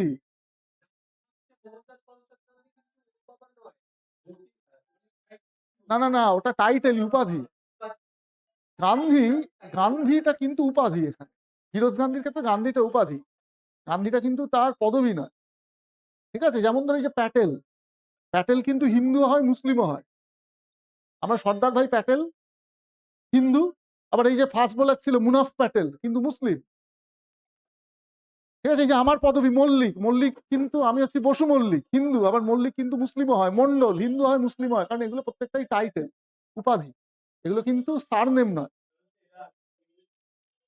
হিন্দু তো ভারতবর্ষের সবাই একটা সময় ছিল, কি মুশকিল সেটা কথা নয়। কিন্তু এইগুলো হচ্ছে না, না এইগুলো সচক্ষে প্রমাণ নয়, এগুলো হচ্ছে title given by some rulers or administrator. বুঝাতে পারলাম? অর্থাৎ সেই যুগের রাজা রাজরা শাসকরাই উপাধিটা দিয়েছেন, সে হিন্দুকেও দিয়েছে মুসলিমকেও দিয়েছে, আর আমি সেটা ব্যবহার করছি আমার নামের পেছনে। যেমন আমি হচ্ছি স্বস্তিক বসু, কিন্তু আমার পূর্বপুরুষ মল্লিক উপাধিটা পেয়েছিল, তাই হয়ে গেল বসু মল্লিক। এবার কোনো মুসলিম যদি মল্লিক উপাধি পায়, তাহলে সে সেটা ব্যবহার করলে তাহলে তার নামের পেছনেও মুসলিম হবে, মল্লিক যোগ হবে। কুমার খালেদ মল্লিক হতেই পারে। অবশ্যই বিরাট ইতিহাস আছে, আমি তো বললাম সেটা একদিন, বললাম না? কিন্তু এগুলো টাইটেল না, এগুলো টাইটেল। আর আমরা যেটা হচ্ছে বসু মুখার্জি, এগুলো হচ্ছে পদবী, মানে সারনেম। দুটো কিন্তু এক জিনিস নয়। টাইটেল মানে কি উপাধি, এগুলো কিন্তু উপাধি। এনিওয়ে, তাহলে শ্রীচৈতন্য মহাপ্রভু খুব একটা গুরুত্বপূর্ণ নাম, এবং তিনি খুব, তার মৃত্যুটা বিশেষ করে একটা বিতর্কিত। বিলীনটা তাহলে কি খুন করে তাকে ফেলে দেওয়া হয়েছিল? ওই খুব গোঁড়া পান্ডাদের দখলে কি, মানে খপ্পরে কি তিনি পড়েছিলেন? নিশ্চিত করে বলা যায় না, কিন্তু একটা তত্ত্ব কিন্তু সেটাই। নাহলে একটা লোক বিলীন কি করে হয়ে যেতে পারে? তার মৃত্যু স্বাভাবিক হলে নিশ্চয়ই বিলীন টিলীন বলতো না কেউ, তাই না? গৌতম বুদ্ধের মতন মহাপরিনির্বাণ বা এইরকম কিছু নাম হতো।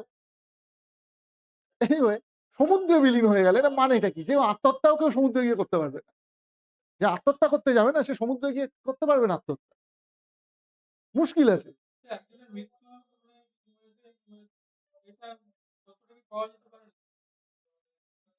পাওয়াটা কেন যাচ্ছে না? লুকানো হচ্ছে বলে পাওয়া যাচ্ছে না। আমি যদি খুন করি তবেই তো লোকাবো। বিলীন হয়ে যাচ্ছে মানেটা কি? নিশ্চয়ই একটা কিছু ঘোটালা আছে।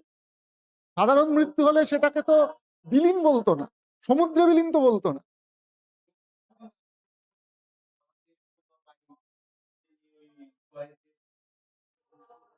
হ্যাঁ হ্যাঁ, মারা গেছেন এখন তিনি। হ্যাঁ,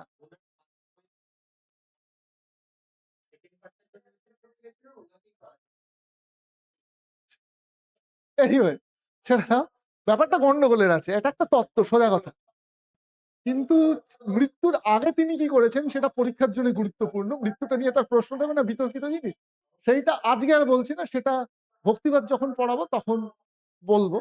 ঠিক আছে? তার আসল নাম কি ছিল, নবদ্বীপ টোলের তিনি একজন পণ্ডিত ছিলেন, ইত্যাদি প্রভৃতি। তবে খুব ইন্টারেস্টিং লোক, কোনো সন্দেহ নেই এই বিষয়ে। আহ অনেক বই আছে তাকে ঘিরে, অনেক বই আছে, একটা না। এবার চলে আসি নসরত শাহ, যার সঙ্গে বাবরের মোকাবিলা করা হয়েছিল, যিনি বাবরের কাছে হেরে গেছিলেন, তারপর একটা সমঝোতা হয়েছিল। খুব গুরুত্বপূর্ণ, তার সময় গৌড়ে তৈরি হয়েছিল কদম রসুল মসজিদ। আমি যখন গেছিলাম, অনেকদিন হয়ে গেছে অবশ্য, একটা পাথরের ওপর একটা পায়ের ছাপ, বলা হচ্ছে ওটা নাকি প্রফেটের পায়ের ছাপ, এরকম একটা ব্যাপার। সেই জন্য কদম রসুল, রসুলের কদম মানে পা, এইভাবে কদম রসুল মসজিদে কিন্তু পরীক্ষায় প্রশ্ন আসতে পারে। ঠিক আছে, তাহলে এই হচ্ছে মোটামুটি বাংলার ইতিহাস। এরপর আরো খানিকটা আছে, সেটা আমরা বলবো না, খালি এইটা থেকে প্রশ্ন আসে যে বাংলার শেষ স্বাধীন সুলতানকে, গিয়াসউদ্দিন মাহমুদ, এটা পরীক্ষায় প্রশ্ন আসে। এরপর বাকিটা মুঘল হিস্ট্রিতে পড়াবো যে কিভাবে বাংলা দখল করেছিল মুঘলরা। উৎপত্তিটা হয়তো আগে হয়েছে, কিন্তু তার প্রকৃত বিকাশ, একটা জিনিসকে নার্চার না করলে, তো লালন পালন না করলে একটা শিশু যেমন ভালোভাবে মানুষ হয় না, বড় হয় না, তেমনি একটা ভাষাকেও ভালোভাবে নার্চার করতে হয়। সেই নার্চারিংটা হয়েছে মধ্যযুগ। হয়তো টেকনিক্যালি উৎপত্তিটা, উদ্ভবটা হয়তো হয়েছে আগে। যেমন ধরো আমরা একটা মানে মানুষের একটা শিশুর জন্ম মনে করি, সে যখন মায়ের পেট থেকে বেরোলো, কিন্তু তার আগে তো সে 10 মাস মায়ের পেটে কাটিয়ে ফেলেছে। এটাও ঠিক সেরকম ভাষার ক্ষেত্রেও তার যে আদি রূপটা, সেটা হয়তো মধ্যযুগের আগে, কিন্তু ভাষাটার আজকের বাংলা ভাষা হয়ে ওঠাটা এবং তার বিবর্তনটা হচ্ছে মধ্যযুগ। এইটাই তো হুসেন শাহ, বিশেষ করে ইলিয়াস শাহ, হুসেন শাহ ইলিয়াস শাহ মিলিয়েই বলতে হয়। এবং বাংলার মধ্যযুগের সাহিত্য সম্ভার কিন্তু অনেক, অনেক কিন্তু বৈষ্ণব পদাবলীগুলো, মঙ্গল কাব্যগুলো, এগুলো কিন্তু সব মধ্যযুগে লেখা হয়েছে বাংলা। মধ্যযুগে বাংলার সাহিত্যের ইতিহাস তো পড়েছো তোমরা হায়ার সেকেন্ডারিতে।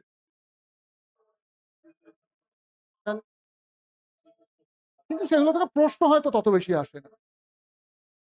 ঠিক আছে, তাহলে চলো আজকে, আর আমি ভেবেছিলাম একটা নতুন চ্যাপ্টার শুরু করবো, সেটা আর সময় নেই, একটু অন্য আলোচনা হয়তো আমরা করলাম।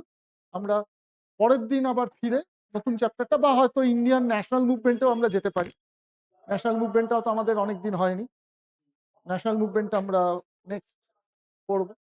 ঠিক আছে, চলো তাহলে শেষ করছি আজকের মতো ক্লাস। ভালো থেকো প্রত্যেকে। তোমাদের পরের ক্লাসটা হয়তো একটু দেরি করে হবে, কিন্তু আজকে আমাকেও একটা জায়গায় যেতে হবে, যে কারণে আমি আর টানতে পারলাম না। ঠিক আছে।